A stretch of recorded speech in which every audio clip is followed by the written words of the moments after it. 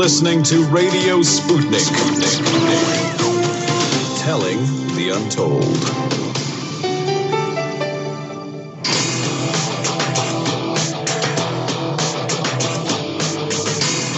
Fault lines. Live from the divided states of America, it is time now for another edition of the most disruptive show covering news and events, not only across those states, but across our divided globe. In the independent corner, I am your political analyst, Shane Stranahan.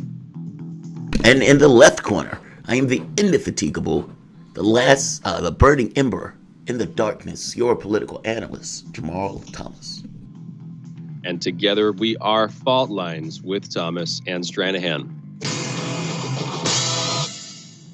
Going directly into the headlines this morning. First up in COVID news, President-elect Joe Biden on Tuesday laid out his three-point plan to combat the coronavirus pandemic, emphasizing, quote, masking, vaccinations, opening schools. These are the three key goals for my first 100 days, end quote. The plan would aim to get at least 100 million Americans vaccinated in his initial 100 days in office, prioritizing healthcare workers and residents of long-term care facilities. His pledge to sign a face mask mandate on his first day in office, and efforts to get kids back to school safely. The same day, Trump signed a largely symbolic executive order aimed at prioritizing the shipment of the coronavirus vaccine to Americans before other nations, prioritizing Americans first. The Trump administration offered a $916 billion package to House Speaker Nancy Pelosi that would send a $600 direct payment for individuals and a $1,200 payment for couples, but eliminate a $300 per week unemployment benefit favored by a bipartisan group of Senate negotiators. Pelosi and Senate Minority Leader Chuck Schumer responded with a statement that said they would prefer to let a bipartisan group take the lead, which would be a $908 billion framework that includes a $300 per week pandemic jobless benefit and a $160 billion package for states and local governments. Russian officials are warning citizens to avoid alcohol for 2 months after receiving the country's COVID-19 vaccine. The warning came from Russian Deputy Prime Minister Tatyana Golikova, who said in an interview that Russians will have to observe extra precautions during the 42 days it takes for the Sputnik V coronavirus vaccine to become effective. In business news, ride-sharing business Uber has sold off its flying taxi unit Elevate. California-based electric aircraft developer Joby Aviation. Elevate is the second business Uber has sold off this week as the company seeks a path to profitability. On Monday, Uber announced the sale of its self-driving unit to autonomous vehicle startup Aurora. Under the deal, Uber will and Joby will have an expanded partnership, and Uber will invest an additional $75 million in Joby Aviation. In SpaceX news, Elon Musk has officially moved to Texas. He explained that his move had to do with SpaceX's ongoing work with Starship and the construction of Gigafactory Texas. That's Tesla's new massive car plant. He explained that California had become a little complacent and maybe even a bit entitled. Currently, Musk doesn't seem to have any intentions of moving Tesla and SpaceX's manufacturing completely out of California. Describing California sort of like a teenager there. I just want to point out a little complacent, maybe even a bit entitled. Anyway, like a pampered teenager. Anyway, DoorDash Inc. will debut today and price shares in its initial public offering at about $102 a piece. That price equates to roughly $39 billion using a fully diluted share count and including proceedings from the offering, which raised $3.37 billion. Earlier this year, DoorDash was privately valued at more than $15 billion. That is up from $1.4 billion in 2018. So I just want to really highlight this one. In 2018, worth $1.4 billion, now worth $15 billion. That is, it's grown in worth by 10 times over the last 2 years. This is one of those tech hockey stick stories. If you look at the valuation of this thing on a chart where it has just gone up a crazy amount over the last couple of years. Jamarl, you ever use DoorDash or those kinds of services, particularly during the pandemic? You familiar with them? Yes, Uber. Not either Uber Eats or Grubhub. I mean, it's very bizarre. Those companies gut the other companies they're working with like nobody's business. I mean, if you're using something like Uber does, but there's another one that people used to use where they could get like vacations and stuff for dirt cheap, or Groupon, like where they gouge the businesses that they're working with. Because the thought is, well, even though I'm being gouged on this, maybe the person comes back and stays. And with Grubhub, oh man, at that point, you had companies that were basically at their mercy. I mean, if you were a delivery company that was basically shut down because the government shut you down, and you wanted to keep business, how do you keep it? You don't have a delivery service. You don't have a delivery thing set up. And Grubhub is like, hey, we'll do it. It's just going to cost you this much. Like, I mean, those things became vital, man, especially if you wanted food out the house. And even, you could even make an argument that Grubhub, even though it might have been gouging, was keeping those businesses afloat.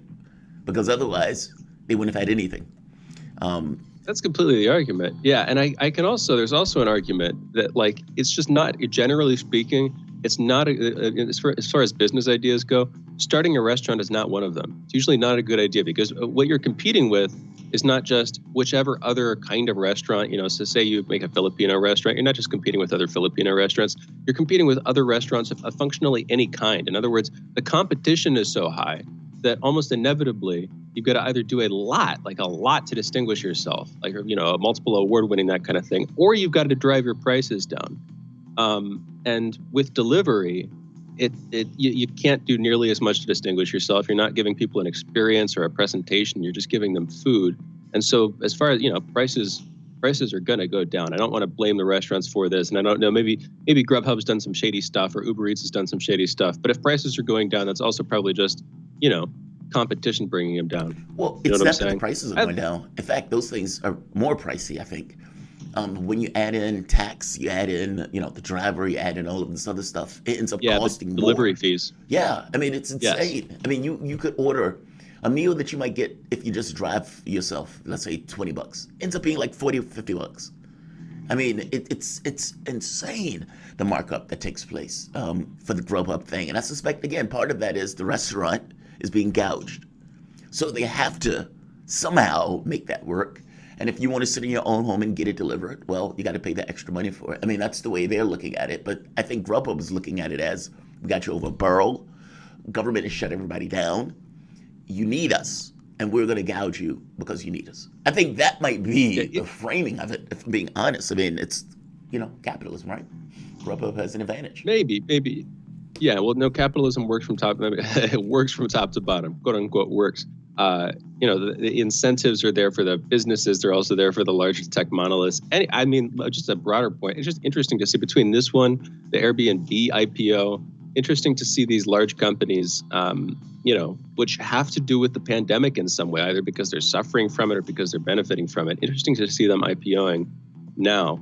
In our next headline, Brazilian airline Gol says it will resume commercial flights with the Boeing 737 MAX from Wednesday. Gol, the biggest domestic airline in Brazil, says 140 of its pilots have undergone training on the overhauled plane in the U.S. Gol said it planned to use its 7 Boeing 737 MAX planes on 27 commercial domestic flights. So far, only the U.S. and Brazil have recertified the jet. In China, the National Cyberspace Administration ordered the removal of 105 apps, including TripAdvisor, from app stores this week. It cited what it said were public complaints about obscene, pornographic, and violent information, or fraud, gambling, and prostitution. Following the removal of its app in China, NASDAQ-listed TripAdvisor's stock price was down 1.68% to $29.59 at the market's close in the U.S. on Tuesday. That's actually not that much. You know, that's down 1.68%, but it's not down like 10% or 20%, God forbid 30% or something like that. It's just interesting. I don't know. Nevertheless, a resurgence of like technological or digital app nationalism. I don't know how you know what the term is for this, but the sort of siloization of different services to different countries, the great tacit firewall. Anyway, the U.S. Supreme Court has rejected a challenge against President-elect Joe Biden's victory in Pennsylvania. Pennsylvania's Governor Tom Wolf has already certified Mr. Biden's victory in the state. Republicans in the state wanted to overturn certification of the result, but justices rejected the request in a one-sentence ruling. The state's top court had rejected their bid last week, which made them appeal to the U.S. Supreme Court in Washington. And on Tuesday, the Supreme Court dismissed the suit. The one-sentence ruling did not even cover the Republicans' allegation, reading simply, quote, the application for injunctive relief presented to Justice Alito and by him referred to the court is denied, end quote. Judge Emmett Sullivan of the D.C. District Court, meanwhile, on Tuesday dismissed Michael Flynn's criminal case. This is following Flynn's pardon by President Donald Trump. He noted that the pardon does not make Flynn innocent. Sullivan criticized the Justice Department's reasoning to want to dismiss Flynn's case, calling it a pretext and not in line with legal standards. Trump tweeted his thanks to Sullivan on Tuesday afternoon after the ruling, saying, quote, "Thank you and congratulations to General Flynn. He and his incredible family have suffered greatly," end quote. The House of Representatives on Tuesday overwhelmingly approved a sweeping defense bill. This is with a veto-proof majority after a veto threat from President Donald Trump sharply divided Republican lawmakers. The vote, which broke down to 335 to 78, is a major rebuke to the president. The $740 billion bill includes pay raises for America's soldiers, modernizations for equipment, and provisions to require more scrutiny before troops are withdrawn from Germany or Afghanistan. There you go, trying to keep them there, trying to do everything they can to keep them there. Trump has threatened to veto the bill because it doesn't include a repeal of Section 230, a law that shields internet companies from being liable for what is posted on their websites by them or third parties. The bill also includes provisions to limit how much money Trump can move around for his border wall, and another that would require the military to rename bases that were named after figures from the Confederacy. This is Jamarl, you and I are going back and forth on this when we were talking about this one. What Donald Trump was sort of taking as his hostage in the election crisis was the defense bill, and veto-proof majority here. It's going through, and sure enough, they're trying to do what they can to keep troops and up against Russia's borders, up near Russia's borders, of course, in Germany. Also keep them in Afghanistan. I'm sure other places as well. What's your take on this? Well, I mean, keep in mind, from the standpoint of Trump's issue seemed to be the Confederate statues. So, it's I don't know how this defense bill is drastically or radically different than the other defense bills that these guys have put out, with the exception of the UAP thing. I mean, it seems like this is just fodder for both parties that these guys are just in entire agreement with. I mean, after all, it's a bulletproof majority, right? And so the permanent war thing just seems to be something that both of the political parties agree with. And in this case, the president was not going to be allowed to stand in the way. I think the fascinating part about this is Trump threatened the veto. I'm going to shoot the hostage. And they were like, yeah, no, you're not. I mean, this was one of those things that both parties so fervently agreed on that they basically went around the president. That's amazing. They want to caress the hand that feeds them. Yeah, no, that's what it is. Absolutely.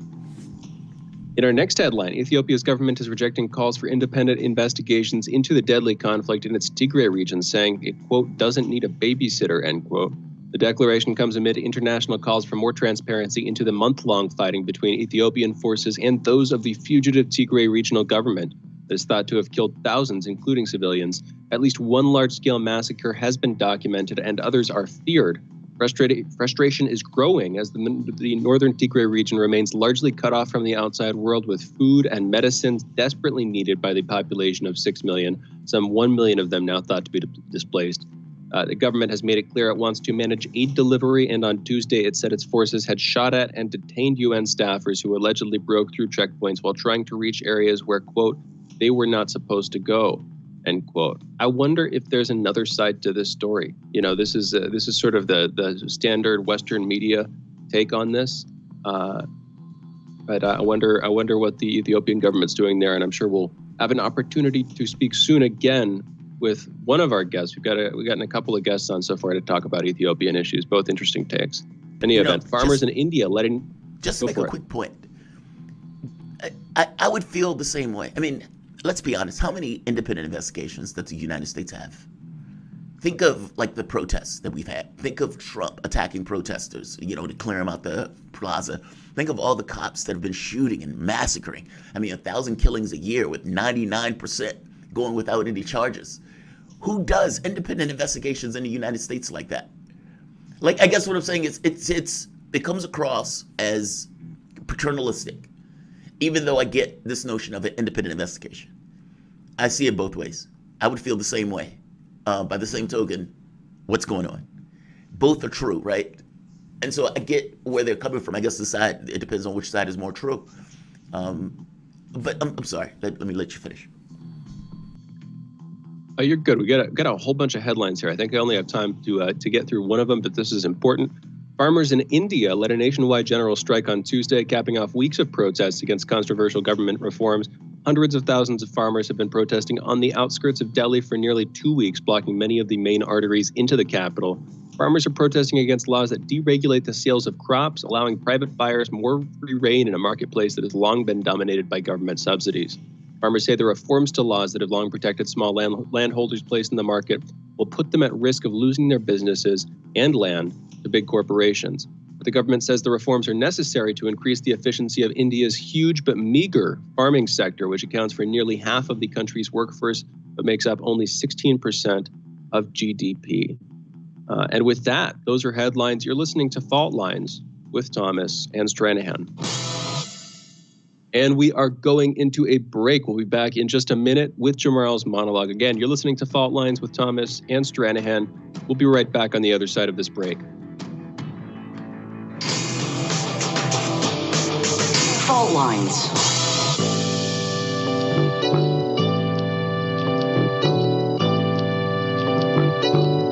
What's the most important hour of the day? It's the Critical Hour with Dr. Wilmer Leon. On this show, we don't just deliver the latest headlines. We divide the real from the fake. Tune in to hear from some of the most brilliant political minds of today. Get in-depth news and analysis that goes beyond the surface and digs straight into the details. Set your clock to the Critical Hour for a news perspective unlike any of those other guys. Tune in to the Critical Hour with Dr. Wilmer Leon, weekdays 6 to 7 p.m. Eastern, and catch us on Facebook Live. You're listening to Radio Sputnik.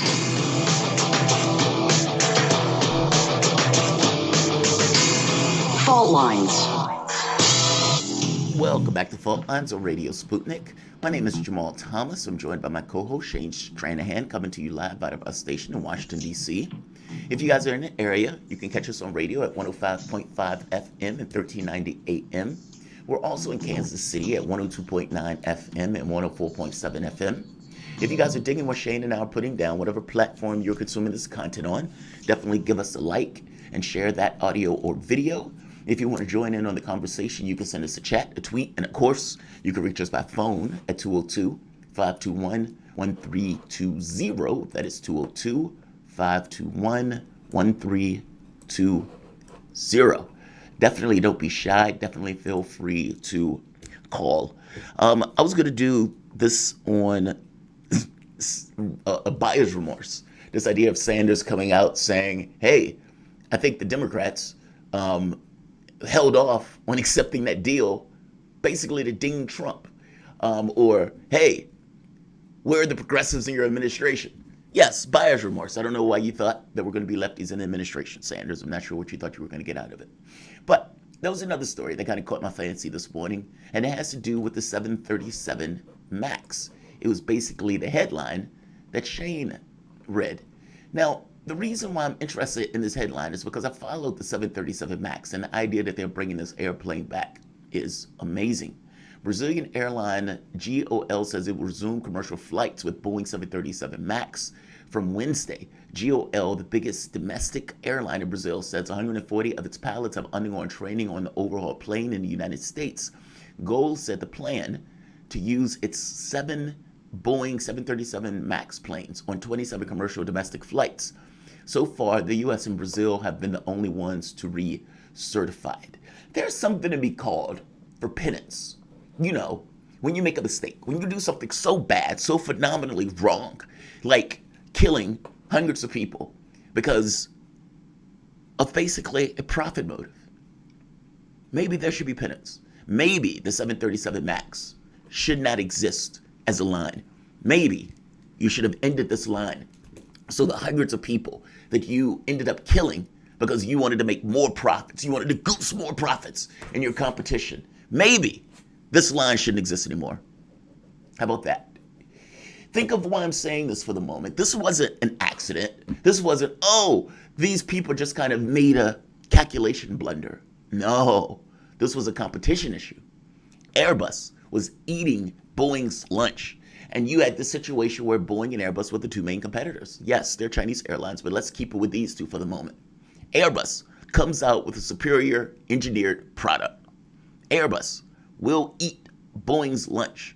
Boeing comes up with an idea. Instead of engineering something that works, engineering something that is indicative of the line of experience and quality that we should expect from Boeing, our American aviation company. Instead of doing that, they came up with a gimmicky fix. Hey, let's mess around with the software to try to get something similar to what the Airbus is doing, and let's change the size of the engines. No, the plane is not used to it. No, the pilots aren't accustomed to it. Yes, we're going to try to come up with a gimmick in regards to having software make certain adjustments while the plane is in the air to compensate for the new size of the engines that the plane wasn't supposed to have. The plane crashes. It goes down Indonesia, kills 189 people, goes down in Ethiopia. Now, the wild part about this, I remember watching this on television as this was happening. I saw that plane go down, and if I'm not mistaken, it just so happened it was on a financial channel. And of course, the thing of interest wasn't so much that all of these people had lost their lives within the course of a few months. I mean, there were two crashes. No, the issue was Boeing's stock is going to take a hit. Because after all, that's what matters, right? All of those people dying means that those oligarchs are going to lose cash. That's what matters. I'm asking something different. Is there penance, even in a capitalistic situation, when a company who's responsible for engineering does something that is wrong, not because it's an engineering mistake, not because they had to make a mistake and it was just an unforeseen error. No, they wanted to make profit. Profit was the thing that mattered more than anything else. And hundreds of people had to die for them to make that profit. And by the way, they didn't even make the profit because a plane was out there sitting on the in the parking lot.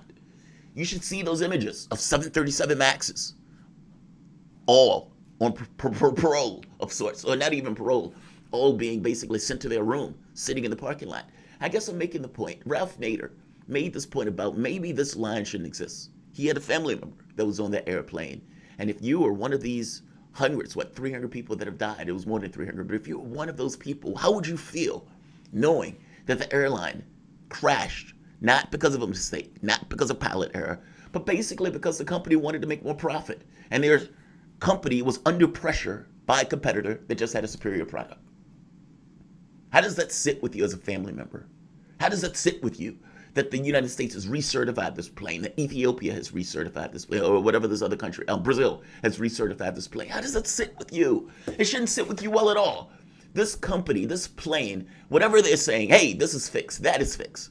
Why would you trust it? And beyond the fact of why would you trust it, shouldn't there be a penalty? And maybe that penalty is the 737 MAX no longer exists as a line. Shane, what do you think about this? Am I being too harsh on Boeing for this? I mean, at the end of the day, right here, line crash in October 2018 in Indonesia that killed 189 people was followed 5 months later by an Ethiopian crash shortly after takeoff, causing the deaths of all 157 people on board. Understand what was taking place. The airline, Boeing made adjustments with their software. So when the plane goes up and when the plane is ascending and everything else, the plane is doing things that the pilot doesn't quite know that the plane is doing. And so when the software is making certain actions, the pilot thinks the plane is screwing up, and the pilot starts fighting with the airplane's software. And you would have this conflict where the pilot would fight the plane software, not realizing that the software is trying to keep the plane in the air. The planes were crashing. The United States, if I'm not mistaken, was one of the last places to call it. China was one of the first. And now, after all of these months, after all of these people have died, I'll give a story for the moment. They're trying to make this more succinct or try to nail it. My uncle was over my grandmother's house. He was living over there for a bit. He had just got out of jail. He was over the house. Everything's great. No issues. Trying to get his life back together. And my grandmother gets her hair done. The hairdresser walks out. And he asks for a ride. No issue, right? They come out the same house. he robs her. And the question is, after he robs her, he basically kidnaps her. And the question becomes, well, what are you going to do now that you've kidnapped her?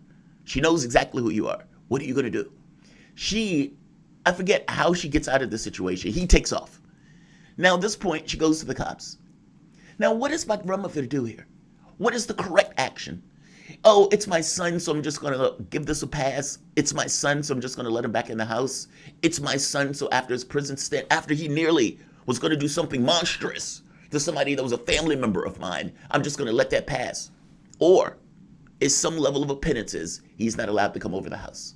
I don't care if he's my son. I don't care if I love him. He did something that was so monstrous and so disrespectful to the people somebody who was living who's coming to my house, who's coming to do me a favor. Is there something called penance in the situation? And maybe that penance is he doesn't come back over there. I'm making a point that maybe the penance is for this airline, something similar. Maybe the 737 MAX no longer exists as an airline. Boeing can make other lines. Yes, nobody's stopping them. I'm just making the point that for some level of penance, even in the capitalistic system, that line should no longer exist. What do you think, Shane? Am I being too hard on Boeing for taking all of these lives just because of they wanted to compete with Airbus and couldn't do so in an engineering footing? Am I being too much of a hard butt? Let's say hard butt. I can't use the other word. No, I don't think you are. But I mean, here's the thing: you can take it a couple of steps back and up. So airlines are competing, as far as I can tell, on the tightest of margins, where they're basically feeding off the government tea in order to keep everything going. And the problem specifically is, like you were talking about, between the 737 and the 737 MAX, the body of the plane changed, but you also specifically the engines grew significantly larger. And so the sensor stuff that you're talking about, they basically had to create this sort of hidden system that would adapt to these new and much larger engines that were themselves changing the aerodynamics of the plane. And if they want to change that over, it's not just that they're losing money on R&D. It's not just that they're losing money changing out their fleet. Customers are going to have to pay some of the price. And specifically, they're also going to have to teach pilots how to fly this new plane. So it's sort of like an institutional change. They'd have to rejigger things on different ends. And there's not an incentive for them to do so. As far as I can tell, they don't really have a lot of money to invest in this stuff. So it's partly a problem with pursuit of profit. I can see that. I can see that coming to a head here. But I'd argue it's also a problem with just the way that in other words, if whether it's our government or it's privately funded, we didn't have R&D doing research on what new models of planes we would need as commercial travel grew in size and more people were traveling between destinations, and therefore you had more of a need, more of a reason to have these larger planes, like you were talking about overseas, these Airbuses. You can look in a couple of areas for that, and I know libertarians are going to make their argument, but I don't really care if it's a left-wing thing or a right-wing thing. The fact is, there's more than one way that you can run an institution. There's more than one way that you can sort of guide an industry, or that you can, set the boundaries in which an industry develops. I think those are choices that individuals make, and it seems to me that nobody is really making or considering those choices. Nobody has the power to influence the way that those things are handled on this large of a scale. At least it's sort of like the ship of these different kinds of states, whether it's an industry or a government, are increasingly in nobody's hands. And we're in this weird contradiction. We were talking about this the other day because we sort of fear giving individuals or individual agencies too much power. And yet at the same time, it seems like you would need somebody who's sufficiently prudent and judicious and wise in the use of that power to have that power in order to reform things for the better. You see what I'm saying? And I think that can apply here as well. I would argue that the pursuit of profit definitely makes this worse. But if they're having to, in the long term, decommission for a couple of years before they bring them back in, and then who knows, they might see more of these deaths soon, that could drag their whole business down under. And I'm sure that they're sort of, they have different visions of how those things could go. Admittedly, there's an element of the pursuit of profit there. I don't really care to argue with that too much because I totally see that. But there are other elements that you can bring in too. Does that make sense? It does make sense. And I think problem is institutionally, it failed all across the board. Like you did have people who were supposed to oversee the airlines and verify that the plane worked. You did have people who were supposed to be engineers who were supposed to work to the best interest in the technology and so forth. You did have people that were over those guys' heads who was asking them about it. And the reality of it is, and the sad part is, that from an institutional standpoint, you have people in Boeing who want profit. That's their ultimate objective. I get people say making planes and everything else. The bottom line is, how much are you going to make from those airplanes? Period. Everything else is secondary. Unfortunately, people's lives were also secondary. And you have a situation where the top down is saying, do this, do this, do this. And the people below them are trying to come up with answers and solutions and et cetera, and they can't. Like, you have, basically, you're asking for something that you can't get. And, it's like there's nowhere to go with this, right? I mean, like, you have people at the top who basically want to make profit. You have people below who want to, yes, do the technology and everything else, but they're being pressured by people at the top to get results. This is an intractable situation. The people at the top would say, well, hey, we didn't say we wanted to get people killed. But of course, the people at the bottom are going to say, well, what did you expect to happen if you are giving us incentives and pushing us in this way to try to get things done that we can't necessarily do in the timetable, just because you want to compete with a superior product? Listen to this. Let's take a break. You guys are listening to Fault Lines with Thomas and Stranahan. We will be back in a moment with Mark Frost.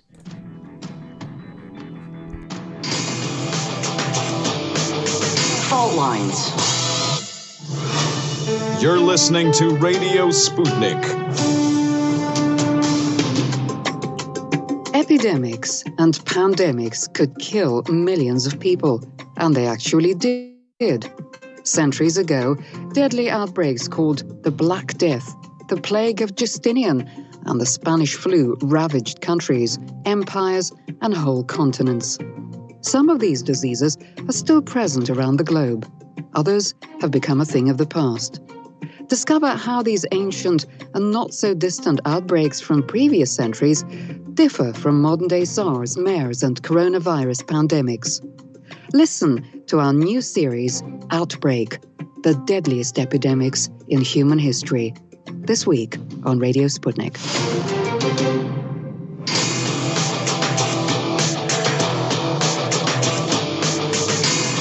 Fault Lines. And we're back. You're listening to Fault Lines with Thomas and Stranahan and Frost. We are joined for this segment and the next, my friend of the show, Mark Frost. He's an economist, a professor, a consultant, a drummer, an Eagle Scout, a Marine, a capitalist, a Schumpeterian, and a recovering libertarian. You can follow him on Twitter at Frosty Cash. That is FROSTIECASH, Frosty Cash. Mark, thank you for being with us. How are you doing this morning? I'm doing quite well. I've had a cup of coffee, so I'm almost woke up, guys. So that's good. I'm at 1 1/3 into my morning intake of coffee. I had a flu for the last couple of days, and so I wasn't drinking, but I'm back into it now and very glad to be. I can tell you that much. Mark, better living through chemistry is my motto. So absolutely. We've had that conversation before. In fact, I think we had that conversation last time you were on at any event. I'm curious, have you been following the 737 MAX deal here? The story about it, being taken out of service after killing a couple hundred folks, now being put back into service within the last couple of weeks. Have you been following that at all? I'm not a transportation economist, so I've been following it, but probably like the average citizen follows it. I've read a few articles here and there, and I have some gut sort of thoughts about it. This reminds me of the cigarette companies back when they determined that it was cheaper to deal with the lawsuits than to deal with the threat to people's health. And this is, being somewhat of a plane enthusiast, this seems like a bad plane that because of economic conditions, they changed to be more competitive, and that change created a less safe plane. That's my very, very non-expert roundabout analysis of it, the way I understand it. That is broadly accurate. Now, I'm asking not just because we were just talking about it, but because as a Schumpeterian, there's a sort of conceptual overlap here between Joseph Schumpeter's ideas and what's going on in this case and with the airline industry in general, where you have an effective monopoly, not by any single company, but by a small number of companies. I think that's an oligopoly. Sure. You've got small management. You have this case of R&D not actually, creative destruction, to use his term, not being creatively destroying. It's not actually managing to innovate where it fits. Anyway, it could be an interesting conversation, perhaps some other time. Just also seeing if there was a natural through line there. In any event, we have you on to talk about a whole hodgepodge of different topics here. I'll start with this one. This is the official topic for this segment: democracy as the rule of the politician. This is one of those, specifically, democracy often characterized by its detractors as the rule of the mob, usually because it reverts, into mobocracy, and usually through the handling of some despot or demagogue who's able to sort of rally the emotions and the opinions, the convictions of the masses, and get them to act out in some way, specifically act against the best interest of the society. That's where things get ugly, at least, for democracy's detractors. I'm curious, though, is that inevitable? What place do you see? I don't think it is. What place do you see democracy having in the sort of healthy functioning of a society, if any? Mark, wait, you got to read the quote, because that's the only way it makes sense. The rule of the politician. It's the Schumpeterian quote that's in the thing. I mean, Mark, you could read it for yourself. It's like, first of all, the view we have taken: democracy does not mean and cannot mean that the people actually rule in any obvious sense of the term, quote, people, and quote, rule. Democracy means only that the people have the opportunity of accepting or refusing the men who are to rule them. There is free competition among would-be leaders for the vote of the electorate. Democracy is the rule of the politician. That's where that's coming from. I just wanted people to get the quote. Thanks, Jamarl. Sure, yeah, and it's a great quote. And to put that in context, that was written in 1943 in a book that I consider a top 10 classic in economics. It's called Capitalism, Socialism, and Democracy. And it's the best book still for someone wanting to understand the relationship between socialism, capitalism, and democracy. People think socialism must be this fascist-style rule where everybody's being put in cyanide showers and things like that. And Schumpeter wanted to do an inquiry. And so he went in and said, okay, what do we mean by concepts like democracy?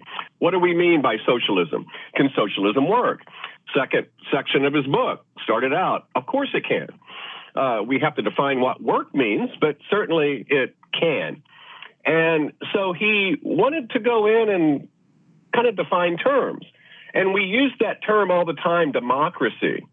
But I doubt anybody would truly like to live in a democracy. He has another great quote that said, if democracy just merely means majority rule, nothing is more democratic than a lynching. And that's very true, because almost every system of human organization that values democratic beliefs has rejected true democracy. And there's some mechanism within their system to put a throttle on the whim of the masses. In Great Britain, it's the House of Lords and the monarchy. In the United States, it's the Electoral College. Other countries have other systems. But, because at the time of our country and our legacy, everybody was afraid of the French Revolution. That was democracy. Is this person guilty or innocent? Well, let's have a vote. Well, that's democracy, right? 2 foxes and a chicken voting over who was going to be for dinner. And that was very dear to Schumpeter's heart, because that was very dear to Marx's heart. And Schumpeter really took up the mantle of Marxian economics and he turned it on its head. Marx argued that capitalism was doomed because of its inability to provision the proletariat. Schumpeter said, yeah, Marx, you're 100% right. Capitalism is doomed. Socialism is inevitable, but not for what you're saying. It's inevitable because capitalism is so successful, it's so productive, it has so much surplus, it produces a chattering class of non-productive people who destroy the bourgeoisie over time. And they create such a critical judging class that bites the hand that feeds it, so that over time, capitalism no longer makes sense, even to its own advocates.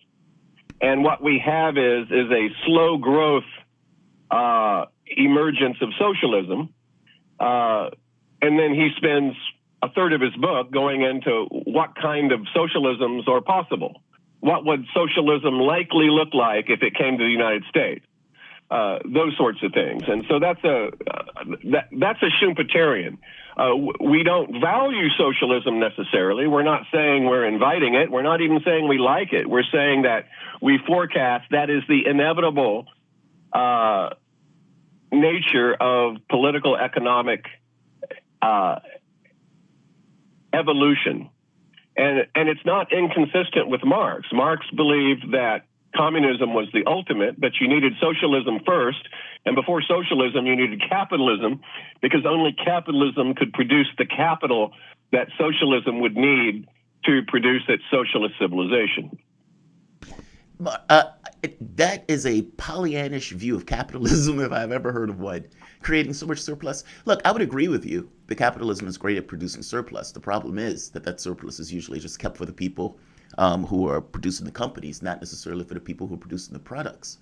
The interesting thing about this, which I love, though, because I want to get into this. I want to get into the thing. I don't want to get into a fight over the capitalism socialism stuff. I'm not a socialist, even though I often end up fighting on this kind of thing for workers or whatever. I want to get into the meat of this statement. I got to be honest. This is one of those things that I'm always enamored by, this idea of image and self. And what does it mean for a human being that can conceive of themselves as multiple things and even try to meet those multiple things, despite the fact that at the end of it all, they're just human beings. There's this great episode of Star Trek Discovery. Typically, Star Trek Discovery is trash. It's the worst of the Star Treks, if you even want to call it Star Trek. But there's I have not watched it because every friend I have, man, every friend I have has said, don't waste your time, don't waste your time, don't waste your time. It's horrible. So I haven't watched it. It is horrible. So, but there every so often it has its moments. Every so often it has its moments. And this is one of them, where Pike. Okay, fair enough. Now, Christopher Pike goes to the planet, goes to Cleon, goes to Kronos. He needs to get a time crystal. But these time crystals have the effect of showing you your future. And if you rip off the time crystal, you're stuck with the future. Whatever that future is, you're stuck with it. Pike touches it, and he sees himself getting mangled into this kind of fiery thing where he's in this little machine that just says beep, yes or no. And he's that screwed up. Now he sees it. Now anybody who watches the original series knows what I'm talking about. He sees it.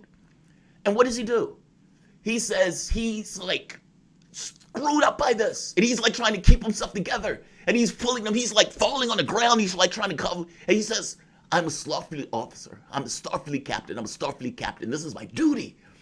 And knowing what is going to happen to him, he rips it away anyway, because in his head, I am more than just a person. I'm a Starfleet officer, and this is my responsibility to do, even if this is my fate. Oh, I love that scene! Because it gets to this notion of what does it mean conceptually to be a person versus human being, meaning physical matter reality of what you are just as a person, penis or vagina, breast or none, versus your conception of yourself. And this idea that you could conceive of yourself being more, and in that moment, to some degree, extending beyond your own human frame. So I guess the thing for this one of the democracy comment depends on whether or not you think politicians are people.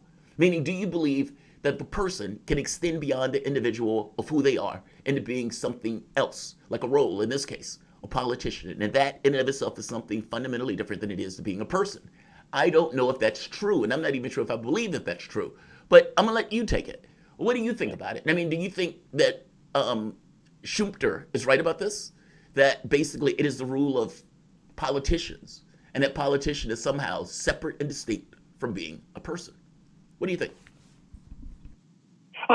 Yeah, in a sense, I think that is what he's talking about, because you have to remember capitalism, socialism, and democracy was written in response to Marxian economics. Specifically, Marx had his concept of the alienation of the worker from their own work product. So you had the craftsman of ages hence who's being replaced by the creative destruction of the assembly line. So instead of making a chair, they turn a screwdriver 1,000 times a day, and that's their contribution to that particular product. So Schumpeter spent a lot of effort in wanting to capture that religious component, because what you just mentioned about that discovery thing was fascinating to me. It almost makes me want to go watch it, because that is, in a way, the concept of Jesus to Christians. In the beginning was the Word, and the Word was God, and the Word was with God. And you speak the universe into existence with a word. It's the Word itself that becomes the object of worship because it's the word itself that is the metaphysical representation of the existence anyway. And Schumpeter came along and did something very different. There's always been land, labor, and capital since economics started. Mark, God, man, I hate to interrupt you on this. Let me do this. I want you to be able to explain this. So I'm going to take you out for a break, and I'm going to let you come back in just with the explanation of where you're going with this, because this is a great conversation. So you guys are listening to Fault Lines. The voice you're hearing is economist, professor, consultant, drummer, Eagle Scout, Marine, capitalist, shoot-a-tenarian, and recovering libertarian, Mark Frost. We'll be back in a moment with this fascinating economic philosophical conversation. I love it. I love it. We'll be back in a moment. This is Fault Lines.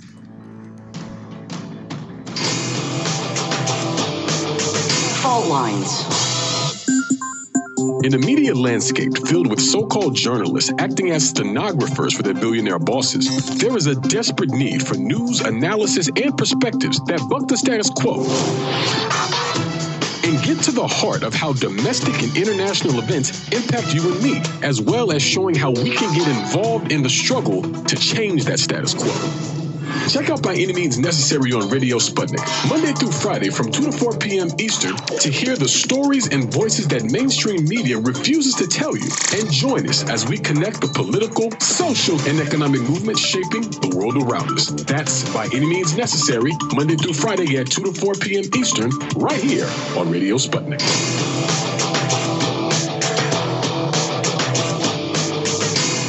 Fault Lines. Welcome back to Fault Lines on Radio Sputnik. My name is Jamarl Thomas. I'm joined by my co-host Shane Stranahan, coming to you live out of our station in Washington, D.C. Joining us is economist, professor, consultant, drummer, Eagle Scout, Marine, capitalist, shoot-a-tenarian, and recovering libertarian Mark Frost. And we ended on a really interesting note. I was asking about this idea of, transcending self. That human beings, basically men, women, there's a physical matter reality to this stuff that is flat, fact, objective, that is a person. By the same token, individuals often don't see themselves as just people. They see themselves as priests, as teachers, or, in the case that we're talking about, politicians. Is there really a transcendence in this way? That's where we started off, and I hated to interrupt you on that because it was a really good conversation. But please, continue.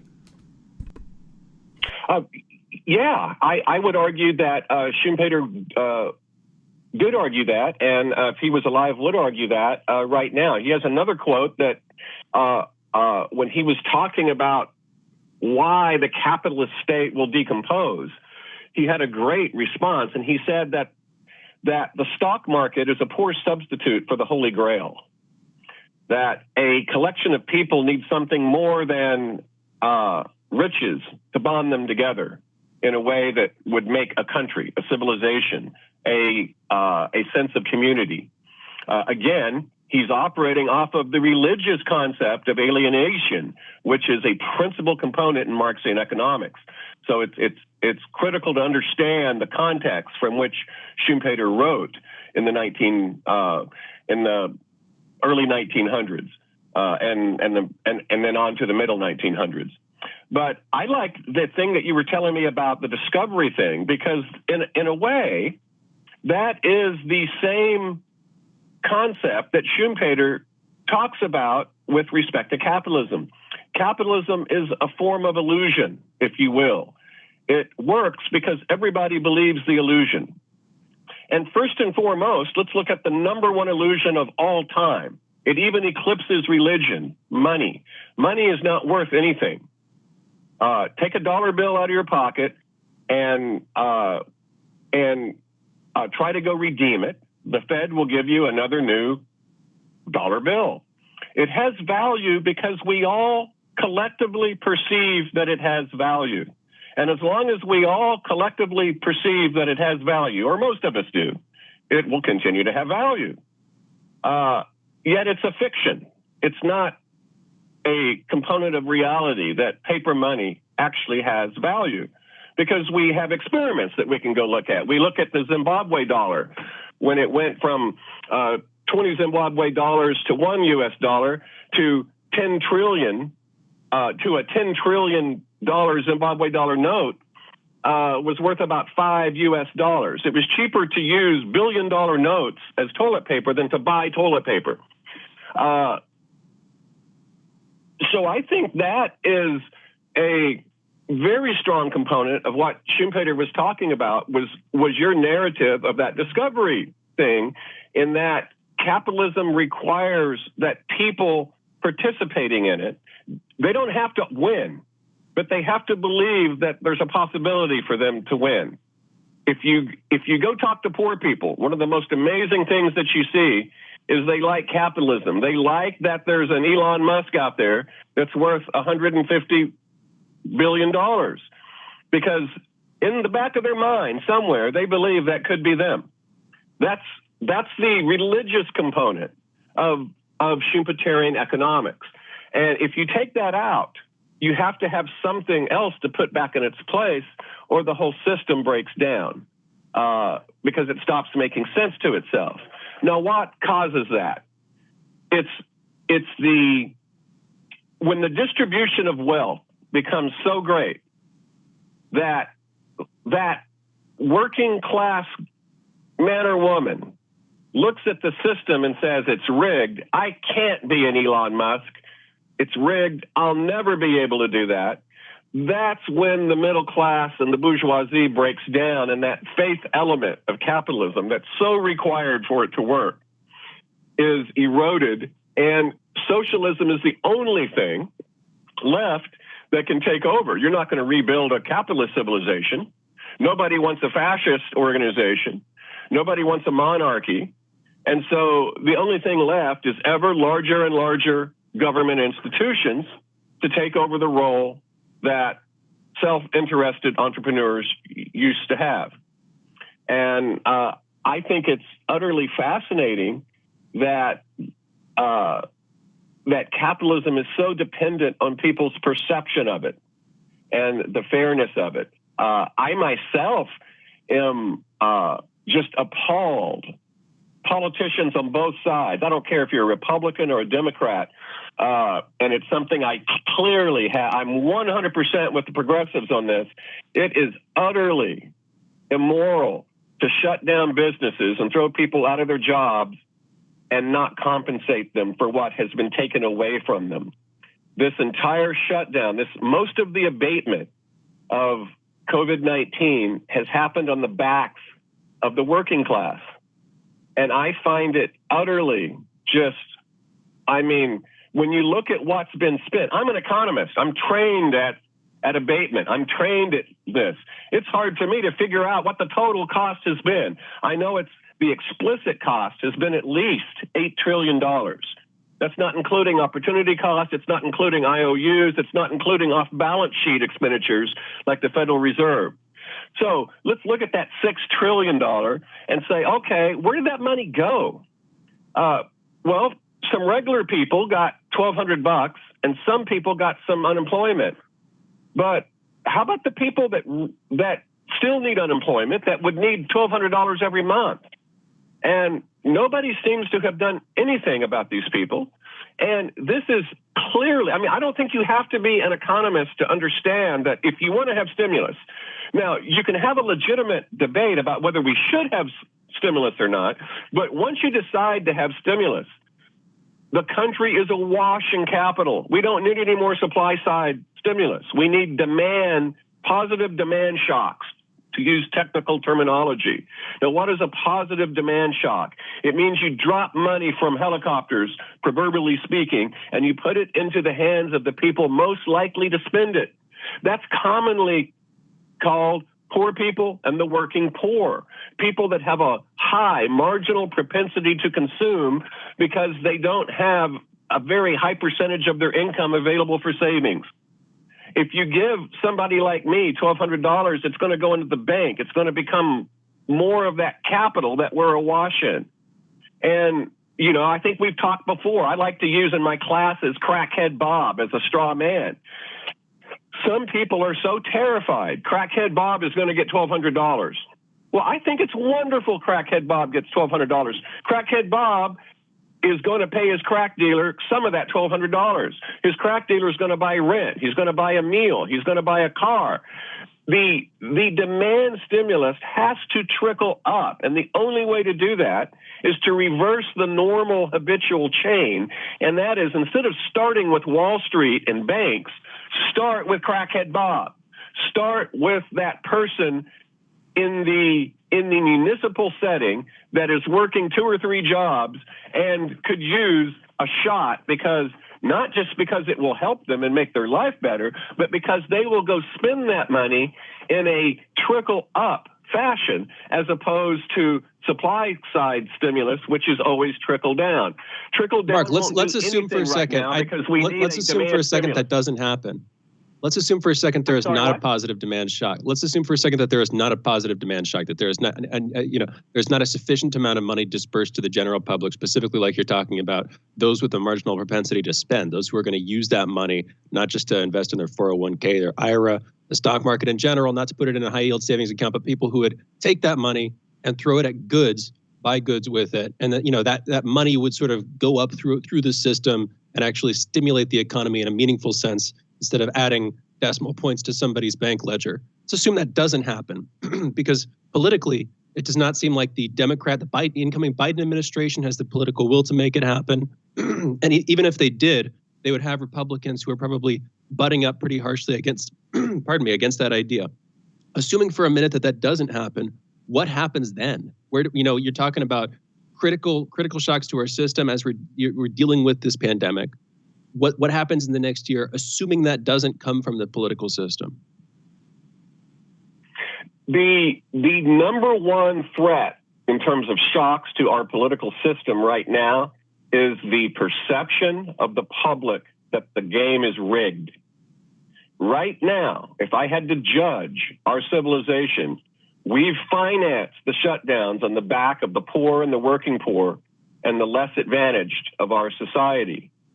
We have made the rich richer, and we've made the poor poorer, and we've made the people that the country really depends on for its tax base, the middle class, there's been an assault on these people. If you're an investor, a large investor in Target or Walmart or Amazon, you're doing really well. You have no complaints. But if you're a person working 2 or 3 jobs so you can feed your kids and pay your mortgage and stay ahead, you've been hit hard. And that is not a capitalist position. A capitalist position is you pay for the things that you buy. And we reduce taxes. I mean, think about what we've done. We've reduced taxes and increased spending. That is a Schumpeterian signpost for socialism. Schumpeter, if he was alive right now, he would say, well, congratulations, people. You've greatly accelerated on the road to socialism, because you're making capitalism silly to its own values and its own self. You're turning socialism into a way to you're turning this capitalist society into a way to redistribute wealth, except instead of redistributing wealth from people that have a lot of it to people that don't have very much of it, you're redistributing wealth from people who don't have a whole lot of it to people who do have a whole lot of it. And that, when that starts to happen, when the general public stops believing in it, just like money, then that's when you're going to have the entire system basically become a deck of cards that falls into itself. That's how real socialism has to come anyway. The current system stops being even closely fair, and what you end up having is either revolution or you have implosion, where you just kind of wake up one day, the government has nationalized this, and that, and Mark, now, we are out of time. That is an apocalyptic end note, and I'd love to get you back on soon to continue this conversation. Fascinating, as always, engaging, definitely. Mark Frost, economist, professor, consultant, drummer, Eagle Scout, Marine, capitalist, Schumpeterian, and recovering libertarian. Follow him on Twitter @FrostyCash. You're listening to Fault Lines with Thomas and Stranahan. We will be back in 1 minute with headlines.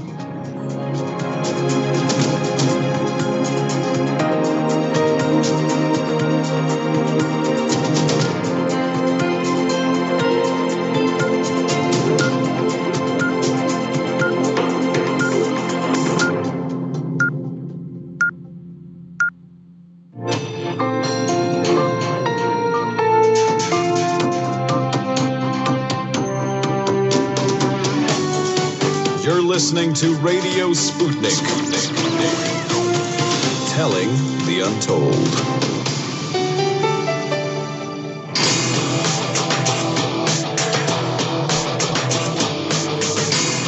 Fault lines.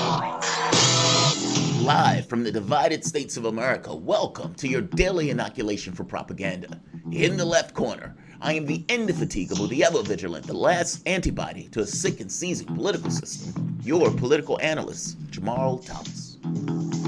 And in the independent corner, I am your political analyst, Shane Stranahan. You are listening to Fault Lines with Thomas and Stranahan.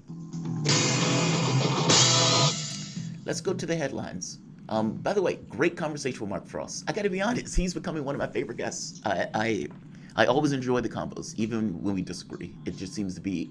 Go ahead. It's fascinating. Yeah, no, I'm sorry. I didn't mean to cut in there. We go between these sort of high-flying, philosophical, abstract topics and, what people need in the economy on like a minute-to-minute basis. 1 minute we're talking about the word as the creation of the universe. The next we're talking about how people need money to stay alive. Mind you, interlaced with Star Trek. Yeah. Like, isn't that great? Like, that's so cool. No, I love that, man. I love that. It was makes it show. Yeah, I love that. It makes it a unique show. So let's get to the headlines. In the news, President-elect Joe Biden on Tuesday laid out his 3-point plan to combat the coronavirus pandemic, emphasizing masking, vaccinations, opening schools. These are 3 key goals for my first 100 days. The plan would aim to get at least 100 million Americans vaccinated in his initial 100 days in office, prioritizing healthcare workers and residents of long-term care facilities. His pledge to sign a face mask mandate on the first day into office in efforts to get kids back to school safely. The same day, Trump signed a largely symbolic executive order aimed at prioritizing the shipment of coronavirus vaccine to Americans from other nations. Let's stop there for a moment. The Trump administration yesterday was accused of turning down Pfizer and BioNTech. Basically, the companies asked them if America wanted additional supplies. Now, the media, or the press on that, was that the Trump administration basically said no. They have 500 million doses. Apparently, they bought 100 million, but it's a 2 vaccination. So basically, they have 500 million doses of the product. As you know, there are about 300 million to 320 million Americans, meaning you don't have enough. And Trump was being hit for this. So the Trump administration comes out and gives this executive order that nobody knows exactly what it means, basically prioritizing America for the vaccines. The problem is that when America chose down, or when the Trump administration turned those vaccinations down, like any other good business, they went to other countries around the world that was clamoring for them and sold them, meaning the company has contractual obligations to other countries around the world. The catch here is this could be media playing this up too much in order to hit Trump on his way out. Because Trump's Operation Warp Speed, even though they had nothing to do with Pfizer and BioNTech coming out with their product, the gentleman made the point that he has no idea what Donald Trump is talking about with this notion of the drugs. However, he also made the point that there are like 4 or 5 different drug companies that have a vaccine at this point. And so the idea that they only have to go to one company for it is somewhat ludicrous. And so I thought it was a fair point, right? They were dinging Trump on this on the way out, but the czar just kind of made the point like, look, there are other companies. This is not going to be the only company with vaccines. This is not the only company we need to buy all of this from. I thought it was a good defense for it. As for Trump coming out with this executive order, I have no idea what the executive order means. And the point of it is, if indeed these other drug companies, beyond Pfizer, have their drug coming out and their version of this vaccine coming out, then why do you need to have Operation whatever this executive order is? At the end of the day, the executive order is trying to defend Trump politically for something that he doesn't need to be defended from if indeed other companies are going to have the vaccine. And it was just really bizarre theatrics in all of this. You have 2,000 people dying a day, 2,200 people dying a day or over the course of the week. And it's like Donald Trump is still using these theatrics on his way out of office. What do you think about this? Did you see this, the symbolism of this, and Trump coming out with this executive order, but it was like after the public or after the news broke that the administration basically gave up certain drugs to other countries? Yeah, I was watching the whole thing live. I thought it was fascinating. The intro specifically, it was like a 1.5-minute long intro. It was a bunch of quotes of different people in advance of the vaccines rollout throughout the year, saying it can't be done. There's no, we're not going to get a vaccine by the end of 2020. It has to be 2021. Various figures, including Fauci, by the way. I think they quoted Fauci there at least once, maybe twice during the sort of the reel that they had. And I thought that was interesting. I thought, they're setting up, okay, we can't do it, they can't do it, but we did it. That kind of thing, that contrast. I mean, politics is optics in large part, particularly when you can't get actual stuff done. If you're not able to accomplish things that people fundamentally want to have accomplished, then you've got to paint a veneer on it and make of it what you can. This wasn't. Having said that, go for it, Jamarl. Well, I was just going to say this wasn't a euphoria of government. The Pfizer made the point that the government gave them nothing in this. They did this on their own. I'm sorry, I didn't mean to interrupt. I'm just saying, it's like Trump is trying to take credit for something that Trump had nothing to do with. That's if you're going to be a president, you're going to get blamed for things that other people do, whether or not you are at fault for them. And if you try to deflect blame, you look immature. Now, granted, Trump does that all the time, so it doesn't really matter. But on the converse, on the inverse too, I guess. You should take credit for things that other people have done. That's classic managerial leadership tactics going back to who knows how long. Managerial 101. The Trump administration offered a $916 billion package to House Speaker Nancy Pelosi that would send $600 direct payments to individuals and $1,200 for couples, but eliminate a $300 per week employment benefit favored by bipartisan group of Senate negotiators. Pelosi and Senate Minority Leader Chuck Schumer responded with a statement that said they would prefer to let a bipartisan group take the lead, which would be a $908 billion framework that includes a $300 per week pandemic jobless benefit and $106 billion for states and local governments. I love that. Super negotiator Nancy Pelosi is believing that a win is getting less. Great. Russian officials are warning citizens to avoid alcohol for 2 months after receiving the country's COVID-19 vaccine. The warning came from Russia Deputy Prime Minister Tatiana Golikova, who said in an interview that Russians will have to observe extra precautions during the 42 days it takes for the Sputnik V coronavirus vaccine to become effective. Ride-sharing business Uber has sold off its flying taxi unit, Elevate, to California-based electric aircraft developer Joby Aviation. Elevate is the second business Uber has sold off in this week as the company seeks a path to profitability. On Monday, Uber announced the sale of its self-driving unit to autonomous vehicle startup Aura. Under the deal, Uber and Joby will have an expanded partnership, quote unquote, and Uber will invest an additional $75 million in Joby Aviation. Elon Musk has officially moved to Texas. He explained that his move has to do with SpaceX's ongoing work with Starship and the construction of a Gigafactory Texas, Tesla's new massive car plant. He explained that California had become a little complacent and even a bit entitled. Speak of the devil.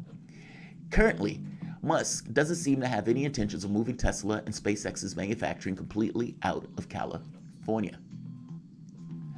DoorDash Inc. will debut today and priced shares in its initial public offering at about $102 a piece.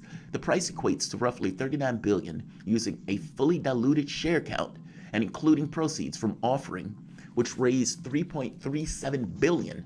Earlier this year, DoorDash was privately valued at more than $15 billion, up from $1.4 billion in 2018. Brazilian airline Gol says it will resume commercial flight. That's a break it there between those two. Brazilian airline Gol said it was resume commercial flights with Boeing 737 MAX from Wednesday. Gol, the biggest domestic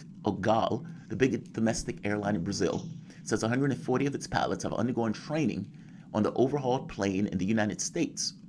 Gol said they plan to use its 7 Boeing 737 MAX planes on 27 commercial domestic flights. So far, the United States and Brazil have recertified the jet.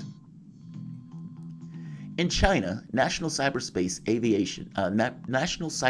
Administration offered the removal of 105 apps, including TripAdvisor, from app stores this week.